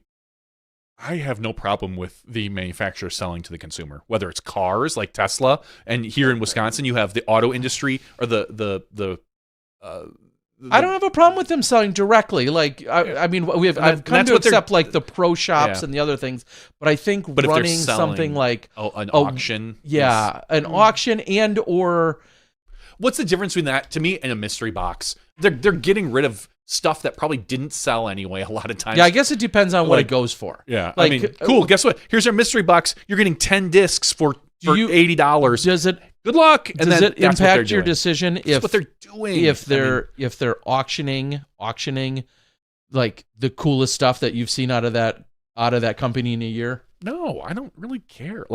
You don't have it anyway. Would it make any difference? Would you be bothered if they decided to take all that? I want them stuff? to send them to me. Yeah, I know, but that's what I'm saying. Would you be bothered if they decided to send it to your closest competitor? Cool. Guess what? We have all this really cool stuff. We're gonna sell it to the guy who lives across the street from you, Terry. Dave the Dyer is getting this disc, and he gets to sell them, but you don't. So sorry. I'd feel better about that than the manufacturer selling them. Nah, I think that's the lesser of two evils. So. I don't know. Anyway, I don't know. Leave it in the comments. Maybe I'm crazy. Yeah, let us know in our comments. Of course, you're going to come at it differently when you're like, no, man, I got all my favorite discs for $7 a piece straight from, company X. I know you're going to be excited about that, and you should be. I for some reason, I don't know. It some of that just kind of rubs me wrong. Okay. Well. Anyway. So bring it up with the manufacturers. We'll see which manufacturers and which retailers do or don't have whatnots. And nothing for nothing, I've seen some whatnots, and when I watch some people put up brand new items that I know what they paid for them, so to speak, and they're taking a loss on them, I'm like, that ain't good.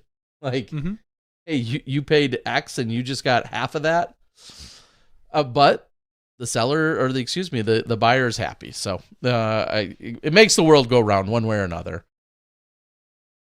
All right. I think that's welcome to This Week in Capitalism. Yeah. Well, in a similar sense, I just saw a post from one Madison Walker. I think we mentioned on the podcast a few weeks ago how she was looking for a place in Florida. Oh, I was going to say, is she going to whatnot rocks? I can see her doing that. No, she has found a place in Florida. Just looking for a couch now. I said, don't go to Vance's Furniture City is what my comment was to her. And she said she needs the story. I said, I don't think you do. I don't know that. Do your own... It's a political reference to Vance's. Okay, I got it. Anyway, okay. Once you said just that, feeding into it. Took me a second, Terry. That's all I'm doing. Yeah. All right. I think that's about it for our regular show. we can take a quick break. When we come back, we can have the after show. We can have giveaways. Oh! What do we have for a giveaway? You ask. From this weekend,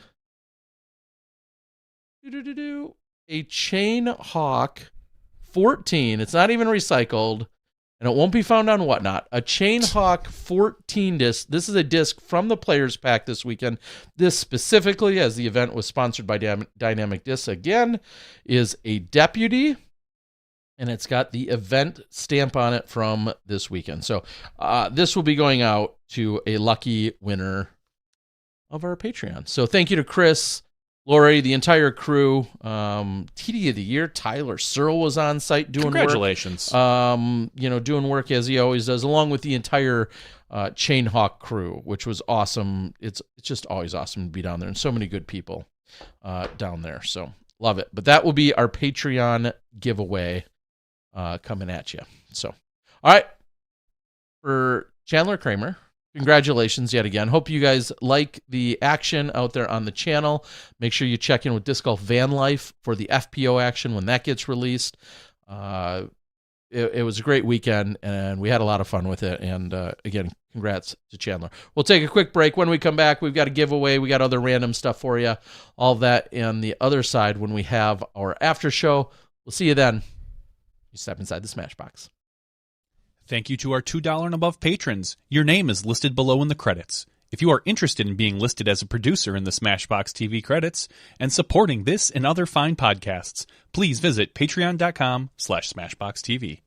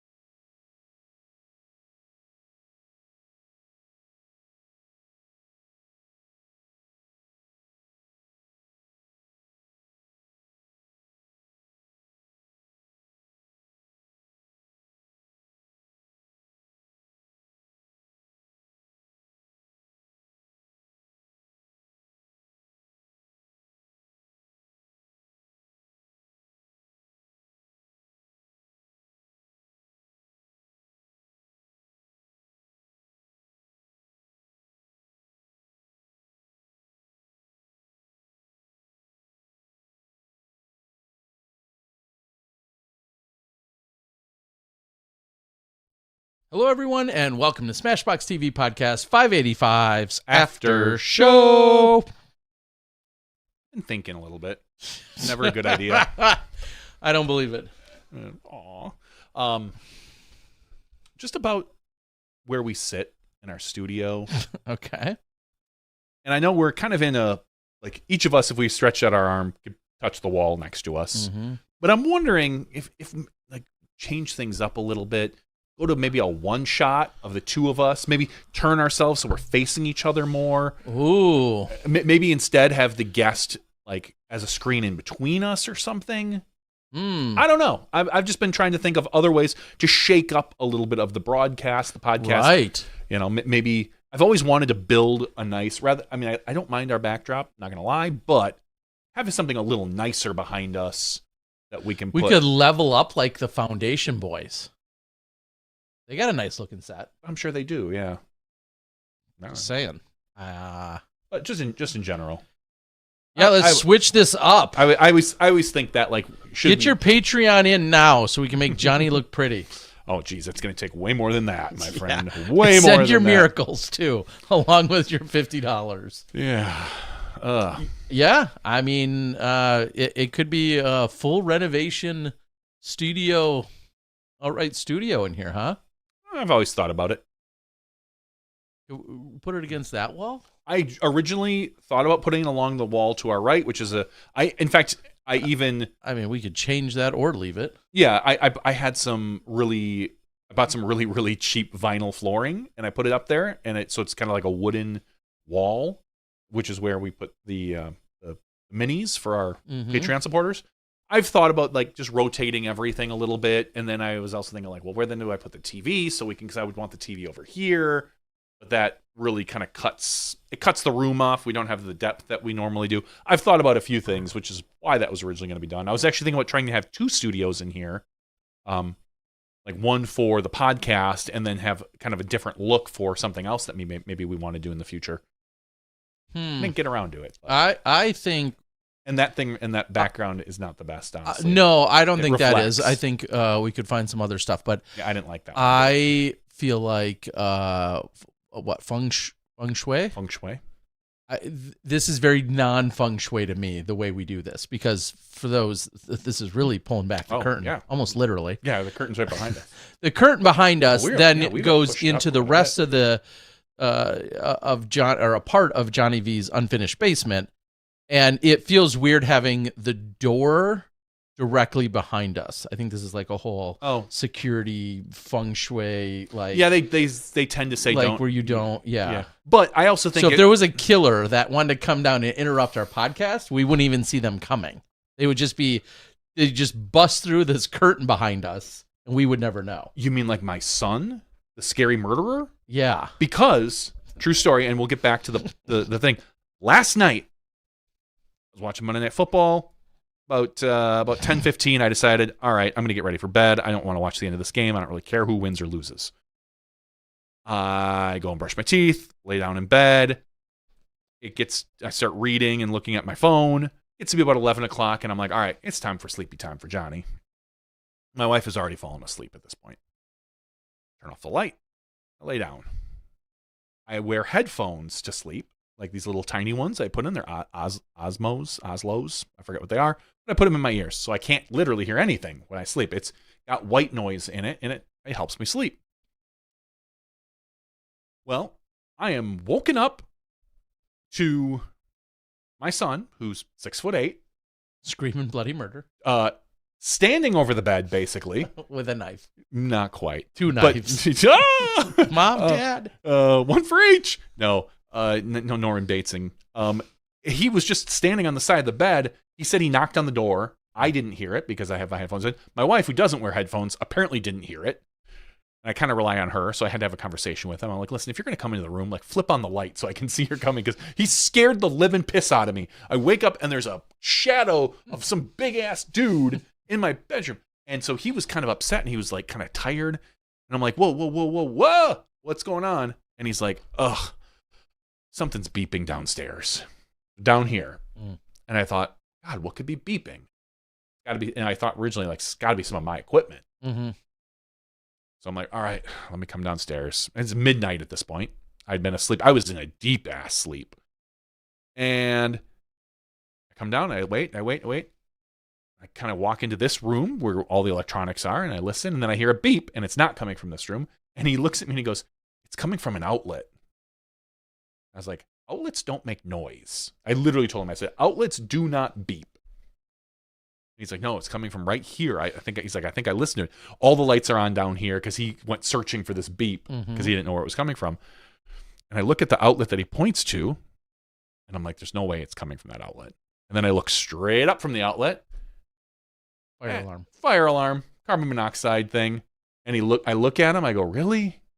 Like, you're closer to that than I am, because his head is almost at the ceiling. If he just stands up on his tippy toes, he could probably turn it off. Hit the button. And so I was like, oh, damn it. I'm like, all right, fine. I'll just pull the batteries. No big deal. It'll be what it is. Mm-hmm. So I pull the batteries, and the light doesn't go off. And I'm like, uh-oh. So I turn it and pop it off. It's hardwired. I was like, son of a bitch. So then I had to go find some batteries, which we have some upstairs. And then I was like, oh, damn it. And so finally I put it in there, and he's just staring at me as I do this. And I'm like, you could have been more helpful, as it's like beeping. So finally I get in there, and I hit the button, and it goes through the whole routine. Did you at least make him lick the 9-volt? I did. It wasn't a 9-volt. It was 2 AA's. What? Yeah. Do you have the... No. Yeah. Throw it away. Do you have the only smoke detector on the planet that doesn't use a that's 9-volt? not a 9-volt? I know. I didn't think You're about serious? it at the time. I'm dead serious. It's 2 AA's. I don't trust that. Your house is going to burn down. It's hardwired. Your house is burning down. And it's going to be because of 2 9-volts or two double A's and not a 9-volt. Yes. Oh my gosh. Tell me in the comments. I swear it's the only thing keeping 9-volts in business. Our smoke detectors. Yeah, probably. Holy cow. Yeah. Because I just replaced the smoke detector. And of course, an entire smoke detector or just the battery? And of course, there's a 9-volt in it. Yeah. Maybe it's because this one is hardwired and this is a battery backup that they use this as opposed to a 9-volt. I don't know, honestly, but you're right. It might be the first time that I've ever thought about it. I didn't even think about it last night. That's all that would have kept me up all night. What are these assholes doing? Why is this not? Yeah. I'm glad it wasn't a 9-volt because I don't know if I have a 9-volt upstairs. I don't know. I'd be running around licking them. Yeah, well, I kind of want to do it now. I can go upstairs and see if I can find one. Would you do it if I got one? If I went upstairs and got Yeah. All right, I'm not going to go up there and get one. But, okay. Yeah. So anyway, my fun. So yeah, that was my mass murderer story. Is my son. So now I've had to have a conversation with him. If you come into our room, he did the nice thing. He knocked on the door. So that's good. Which you didn't hear. Which I didn't hear because I was sleeping. Hear. But I said from now on, turn on the light, flip on the light, please. That's so opposite of. Never in a million years would that be my salute. I'm also a real bitch when it comes to lights. Yeah, when I'm sleeping. But that's how I would rather wake up rather than having somebody just stand there, Dad. Stand over you as you wake up, him just breathing on you really heavy. Hey, Dad. There's. I don't. I'm not. I'm not a fearful person in general, but to wake up to some towering dark, just shadow someone in your bedroom is a little weird. It's also a little weird to walk in on your parents and just flip the light on too. I don't think that's a good idea. And knock on the door and then open and flip on the light. That could be scary for him. That might traumatize him more if we're being real. No, because if he knocks on the door, I don't know, but you don't hear it. I should hear it. If there's anything inappropriate going on in that room, I'm not wearing headphones for it. Then you're doing it wrong. I think my wife might be offended. Or maybe not. And maybe she's like, oh, geez, finally. Geez. Anyway, okay. Yeah. Well, somebody can riddle me this, and I don't think it's really a riddle, but is it nearly impossible, and this is a very legitimate question, I think, is it nearly impossible in swampy, humid states to have hotel rooms that aren't a touch stinky? Stinky or sticky? Stinky. Oh, I don't know. I've been in a lot of hotels that aren't stinky. In Florida. But you're not in Georgia often. You're not. When I go to Florida for work on occasion, of course, the nicer you get. Yeah, I think maybe that's your problem, Terry. God damn it! All right. I think there's a level to which you pay for the non-stinkiness, and you have not hit that level yet. No, I'm disc golf rich. That's why I can't afford it. No, I stayed at a Comfort Inn this weekend. It says it's comfortable. Doesn't say anything about the smell. And it was actually, I was really impressed. I was really actually happy with the room itself. But not the stink. But stink is a strong phrase. It just had a certain muggy clamminess to it, and I'm in Gainesville, Florida, so there of all places. Now, if I'm in Wisconsin and it's there, I give it far less credence or far less excuse. Down there, I get it. I think I get it, and I guess that's my question: is it possible? Is that just a thing of really, really humid areas where it's that much harder? Probably. I mean, just things are more just humid in general, humid and moist, and I mean, we've all been to, you and me specifically. Do you remember the hotel at Worlds where the tub had water underneath, you'd step on it, and it was like you were stepping on a water bed, but it was plastic. Again, I don't know that that's a byproduct of the humidity as much as just probably not the nasty shadiness. But you've probably been to the last time we were in.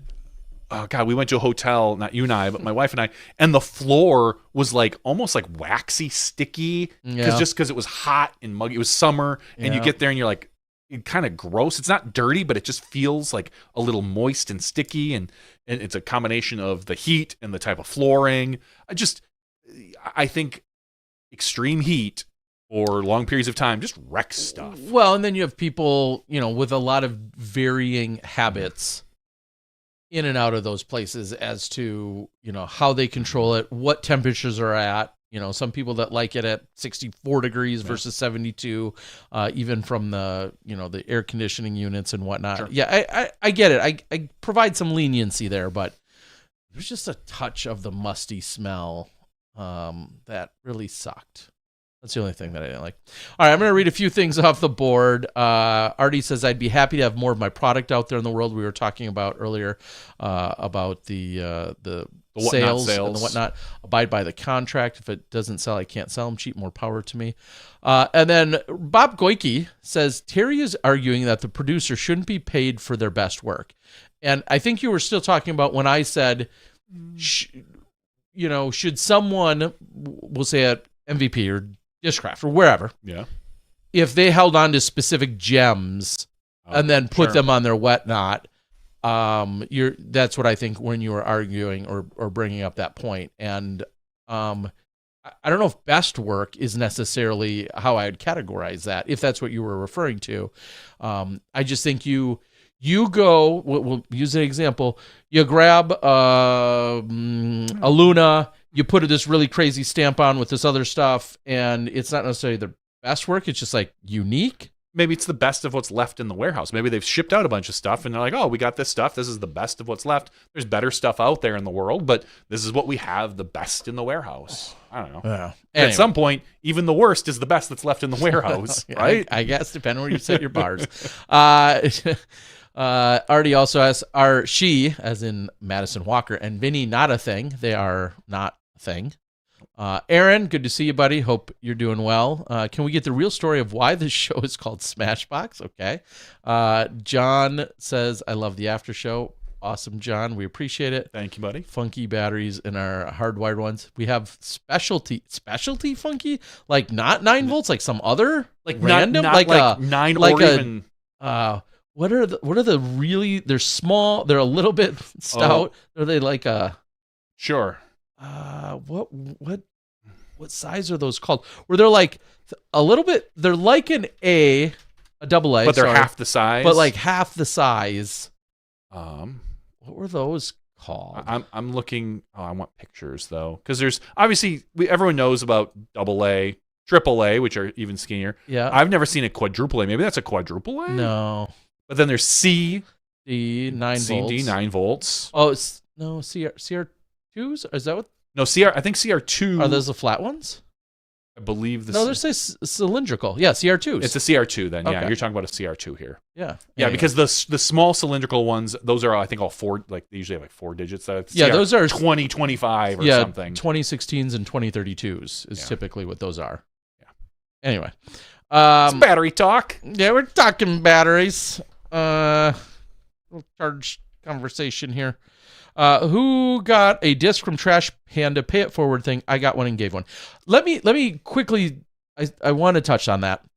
I feel like I probably underwhelmed my person, and now I feel bad. And now, to be fair, these people that are sending like 10 and 15 discs, you're just crazy. I don't even remember everything that I sent now, but I do feel like, no, maybe I didn't. No, I sent Terry, a really good premium disc. I sent a disc that has historical value, legitimate Wisconsin historical value. It went to someone in Wisconsin. Okay, all right. It has some legitimate, unique historical value too. And then I sent a third disc, and I do remember what it was. Yeah, I guess I did. I sent 3 discs. I think 3 discs is good. Two and a half. The other one's like a premium. It was like a half a disc. It was like a promo. Hope you don't mind. Specialty disc. So I sent 2.5 discs, and I think mine actually just arrived when I was gone this weekend, and I haven't opened it yet, so I have no idea what's in there. But it's a size that has no more than 3 discs, which is great. I don't need 6 discs. No, I don't. yeah. I needed the. But I don't need any. You. I would have been good with the one that you're required to send. Did you know the person you sent it to? I do not personally Okay, know yeah, them. personally know them. Okay. They coincidentally live here in Milwaukee because he kept it regional. He usually keeps it regional. Tries to and it was somebody in Milwaukee, and I don't believe that I personally know this person. If I still ran tournaments, I probably would have, but I don't personally know this person. You, being the disc golf guy, have a floor that is higher than anybody else's. Like, But that's not fair. it comes with the beast, Terry. It comes, it's it's just what you have to do. It's when it's like when you become famous and walking through the airport and people are like snapping photos. I just Not you particularly. when I'm the disc golf guy, I should just be giving away dozens and dozens of discs in the disc swap. I'm not saying dozens. I think you hit the floor threshold for you. I think it was fine. I don't believe anyone has a reason to be complaining about that. Good. But That's what I want. I think you did an okay job. 2 I think premium discs and a promo disc. I think one more disc would have been. I hope they're not disappointed. I hope they're not too either, and I don't think they should be. But being the disc golf guy, like imagine you get something from Kelvin Heimberg. Are you happy if it's 2 discs? Like just I'm 2? happy if it's 1. That's all the rules. That's all that's the required. swap is. That's all that's required. And in the spirit of giving, I don't feel like you should be sitting around whining that you didn't get enough. I don't believe you should either. I think, and again, that's what I worry too. It's kind of like mystery boxes for some people. When they like, don't get I the big ordered a hit." mystery box and I didn't get $1,000 worth of stuff for my $82. It's like, Yeah. no, I get that. because it's not a guaranteed investment and this, vehicle. and that's not what this is. Obviously, that's not what the exchange is No. all about. And so nobody should be complaining unless they truly got like crap, which you did not do. I did not send them crap I think by you, any means. I think you hit the perfect floor for where you're at.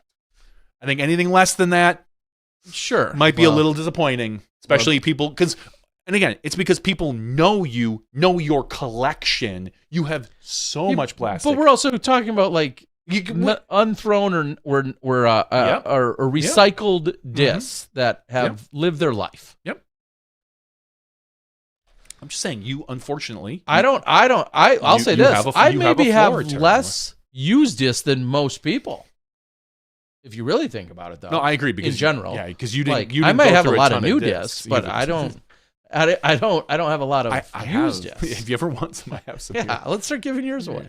That's fine. I don't care. I'll go grab one. So Give one anyway, away.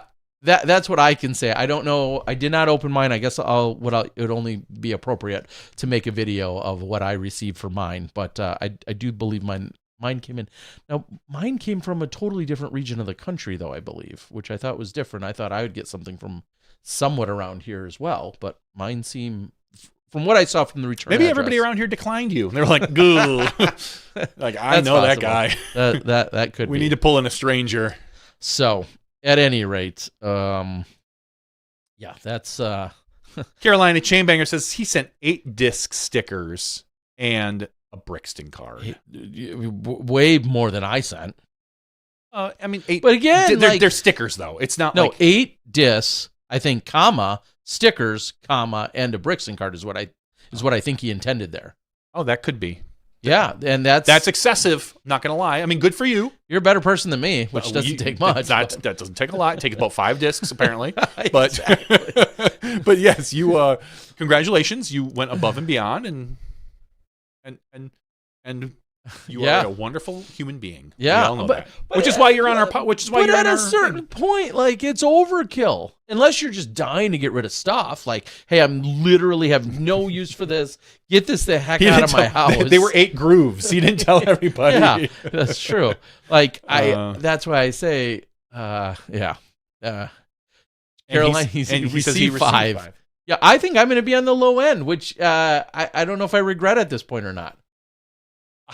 So, if we've already determined if you get 1 disc in the mail, you're content with that. That's fine because that's what's expected. Right, 1 premium disc. 1 premium disc, and then hopefully maybe a used disc. Right? Well, no, it can be it's a used premium disc. Okay. So and again, that's the threshold. That's what you're good with. The with. official threshold. At what point do you feel guilty? Like, That's kind of my point. I here. know. No, I know. If someone sends you 4 discs, are you be like, well, that's close to what I sent. If someone sends you 8 discs, are you gonna be like, oh, jeez. I mean, are they junk? Are they decent? And even if so, like, I don't want 8 discs. I know you don't. So I don't want 8 discs of anybody's. There's no way I have value in 8 discs that you're sending me. Unless you somehow know me personally and you sent me 8 discs that somehow publicly you know that, or you knew that person wanted. Sure. No, I don't.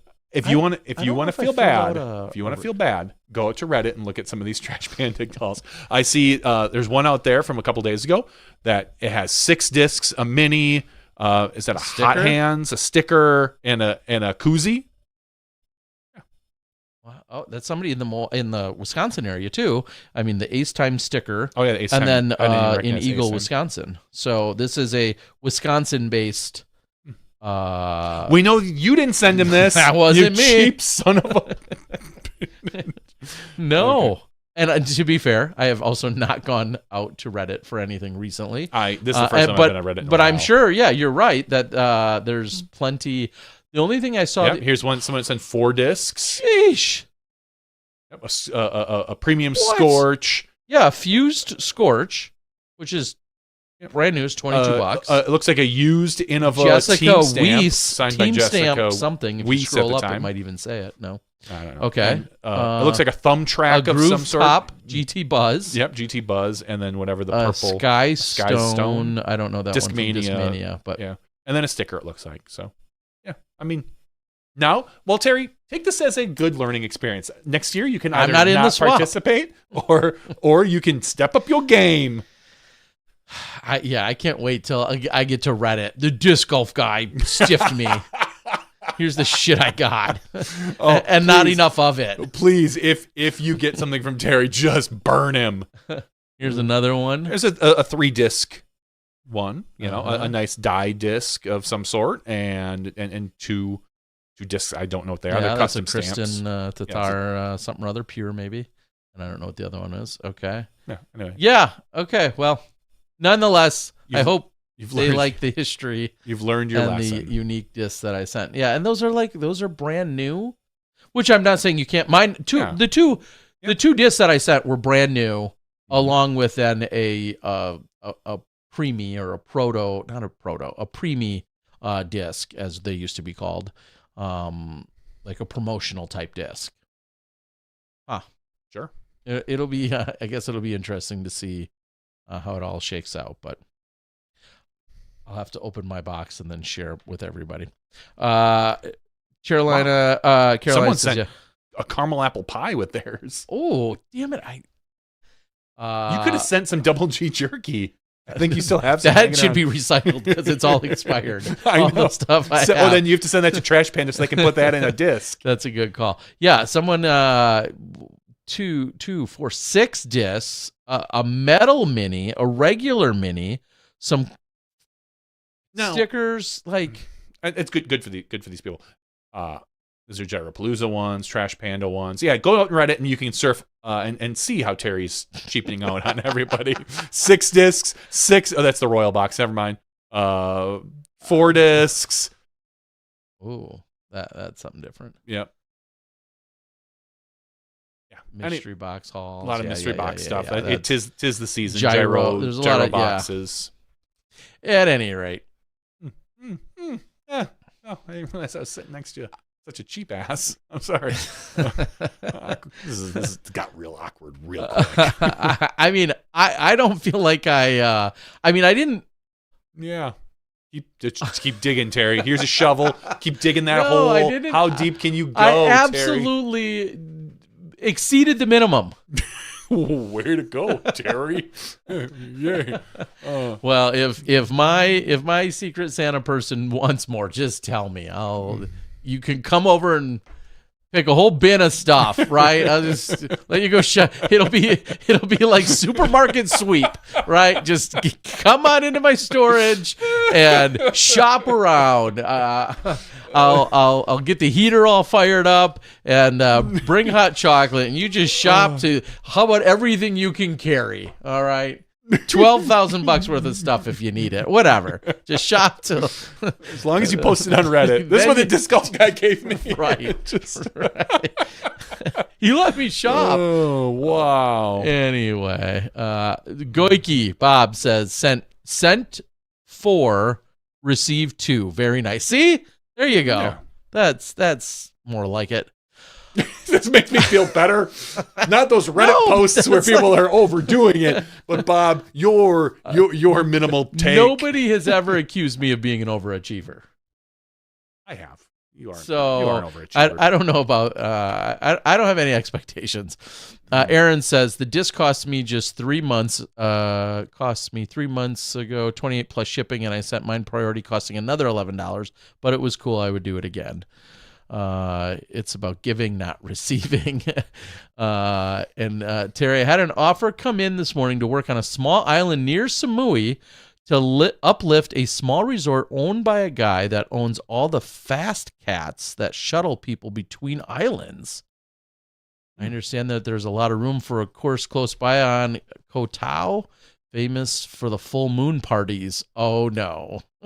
I need to experience one of the full moon parties. Those are obviously legendary. I've not been to one. It might even be a bit much for me, but I feel like I need to experience one. And in all seriousness, Aaron, if you get there and if we're there at all remotely around the same time together, like I would love to talk more about the idea of any kind of development of more disc golf especially on another island over there. That would be awesome as things are continuing to grow in all of Thailand. So love it. But a full moon party. Yeah, I need to get there. That looks like a lot of fun. We had so many of those in the early 2000s. These are very different. Let me promise you. These are very different. The same year that we had the floaty bathroom floor in Houston, there was some full moon parties. Ours usually would land us in jail now. Those would land us in jail now. Car windows were involved, and unsuspecting world champs. It was a different time. It was. Good thing we've grown. We've so much grown up. So much since then. This weekend, my plan is to also be at the disc swap, where I'll bring less than everyone. No, is that down in Illinois? Yeah, down in Illinois. A disc swap is going on at in Plainfield. It's at beer something or other. It's at a brewery. They're expecting like 500 people. I will have a booth set up. Is Dynamite going to be there? We might see Dynamite. I might. I hope so. Super excited. If you need boxes or bags specifically, I'm going to bring lots of random discs and other things. But if you need boxes or bags, hit me up ASAP just so I know if I need to pack those or not. By default, I don't want to bring too many of those. I'd rather bring discs.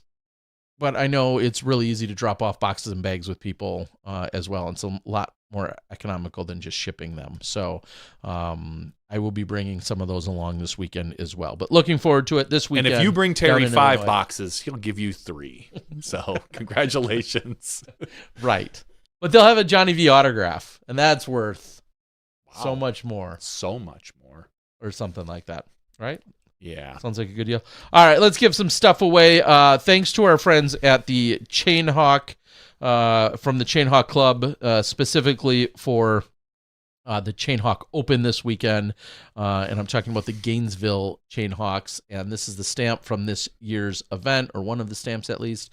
Chain Hawk, the Cho, as it's often referred to, taking place this last weekend, Cho 14. And we've got you a putter that I'll get shipped out to you.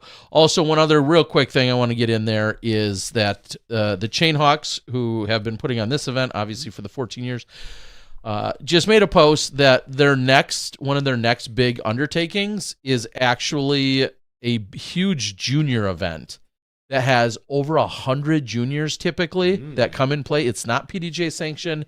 They have kids as young as 4 or 5 playing in it year after year. And I think Ezra Midling, this was like literally her first ever tournament years ago. So like there's a lot of history in the event. It's the 9th annual Chain Hawks Junior Disc Golf Tournament by Dynamic Disc again. And let me just double check. I want to get it to you guys. February 7th. And it's in Gainesville. I just wanted to get the shout out in there that you're talking 100 juniors, different layouts for all the different skill levels, and a lot of people with their first ever tournament, all of those things. It's really cool to see. So I wanted to get that out there. It's not going to be on the PDGA. It's not sanctioned because of all the extra hoops and everything they go through for that. So but they still have one of the biggest and best junior events in the country. So wanted to shout it out. And also real quick from this weekend, Chuck Miller, who I did not get the chance to meet, and I do feel like I missed out. I do not know who Chuck Miller is. Chuck Miller was played this weekend. Oh, a little bit older. I heard about this. And is visually impaired. Legally blind? Legally blind, and played in the tournament this weekend. I believe it was his first ever PDGA tournament. Ultimately, after playing in a threesome the first round, the tournament had a marker play with him in rounds 2 and 3 to kind of help with the pace and whatnot. And he made it all the way through, played this weekend, had a really good time, and was very thankful to the club. And the club, I think, had this incredible experience. You got a par on a 271-foot par 3. I saw. Yeah, and what I think, very cool. I think the big takeaway, and we had kind of this conversation as the tournament was just getting started,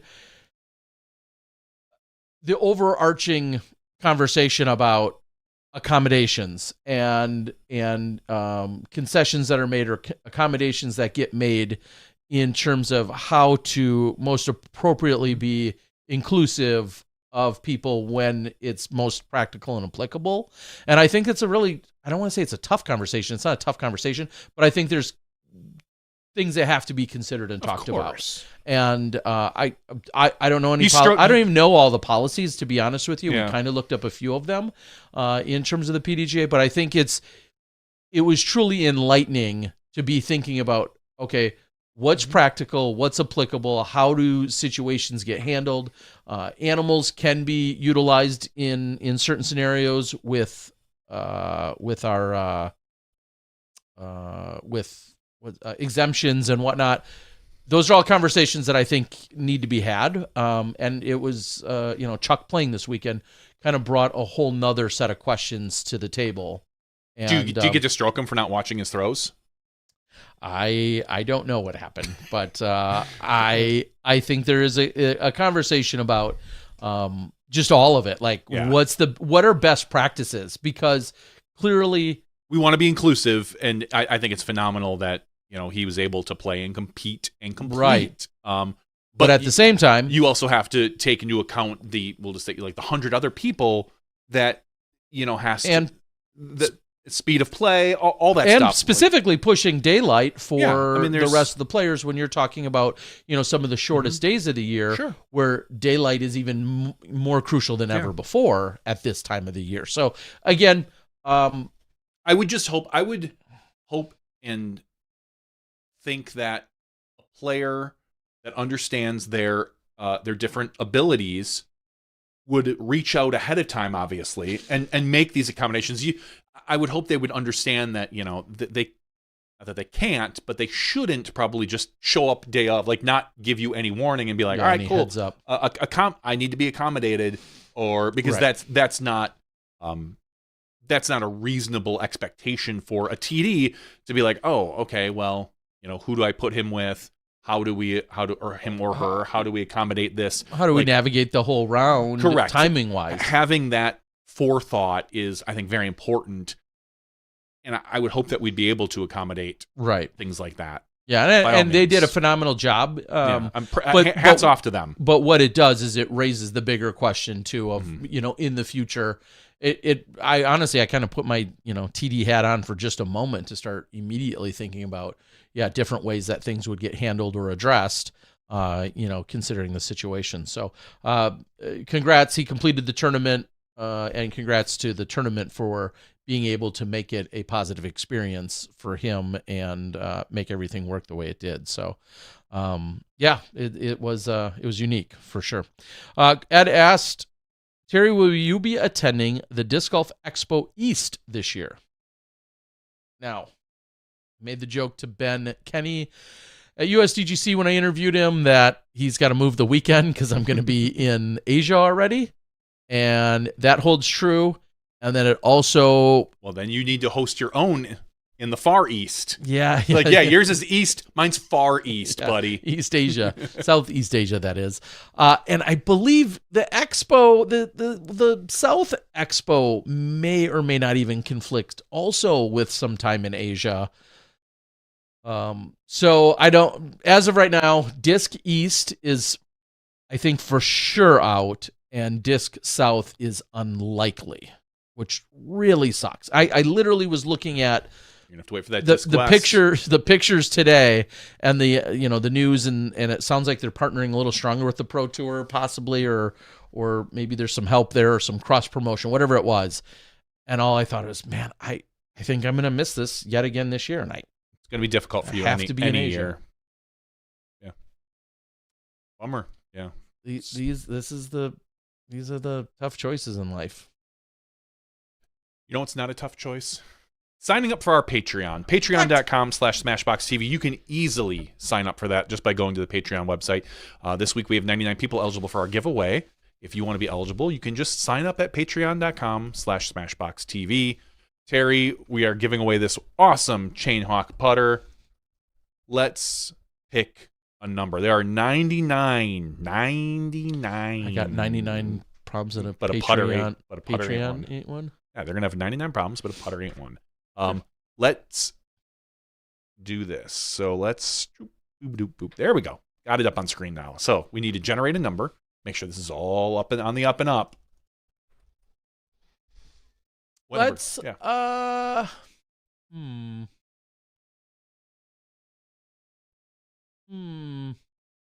Chainhawk 14. Let's just add the 1 and the 4. The fifth person. Okay, that's a unique way to get there. Sure, we'll go there. Our very first number is 6. Our second number is 27. Our third number is 22. Our fourth number is 83. Our fifth and final number, and the winner of the Chainhawk putter, is 44. I'm going to take this down so I don't dox anybody and look at our thing. 44. Sorted by first name. 4. Going to... Ileana? Awesome. Ileana, who's been a Patreon supporter for, it looks like, a few years. Thank you very much, Ileana. I've got your email. I will give it to Terry. He will reach out to you, and we will get this over to you. Yeah, we got to confirm we do not have an address, so let's get an address and get this in. And I don't recall you winning in the past. No, me neither. At least in no time recently. So congratulations. And you beat out one Ian Anderson, who was right above you.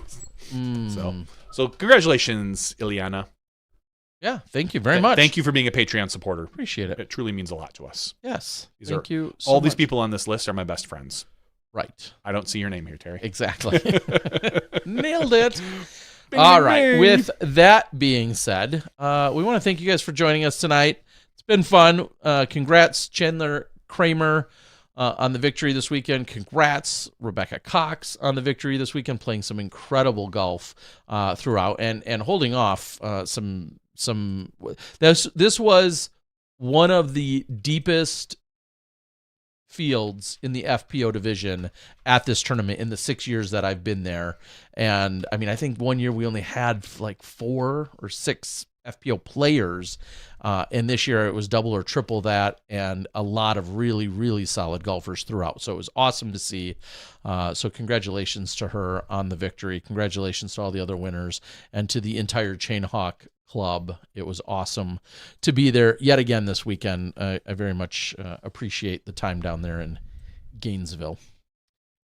Congrats to Jessica and Double G as well, as that was announced officially this weekend. So congrats to them and to all of my Swedish friends from the Heatland crew that was out there. I hope you guys travel safely back to Sweden and you had a good time here in the U.S. and in Florida over the last few weeks. It was good to hang out and see a bunch of them as well and have a good time. So for Johnny V, I'm Terry Miller, the disc golf guy. The cheapest disc golf guy you know. Anytime you want to shop in the vault, you let me know. Johnny V will meet you over there without a key. We'll break in. And you guys can have I don't a good know which time one with it is, but we'll find it. Exactly. For Johnny V, I'm the Disc Golf Guy. We'll see you next week on Smashbox episode 586. We'll see you then when you step inside the Smashbox.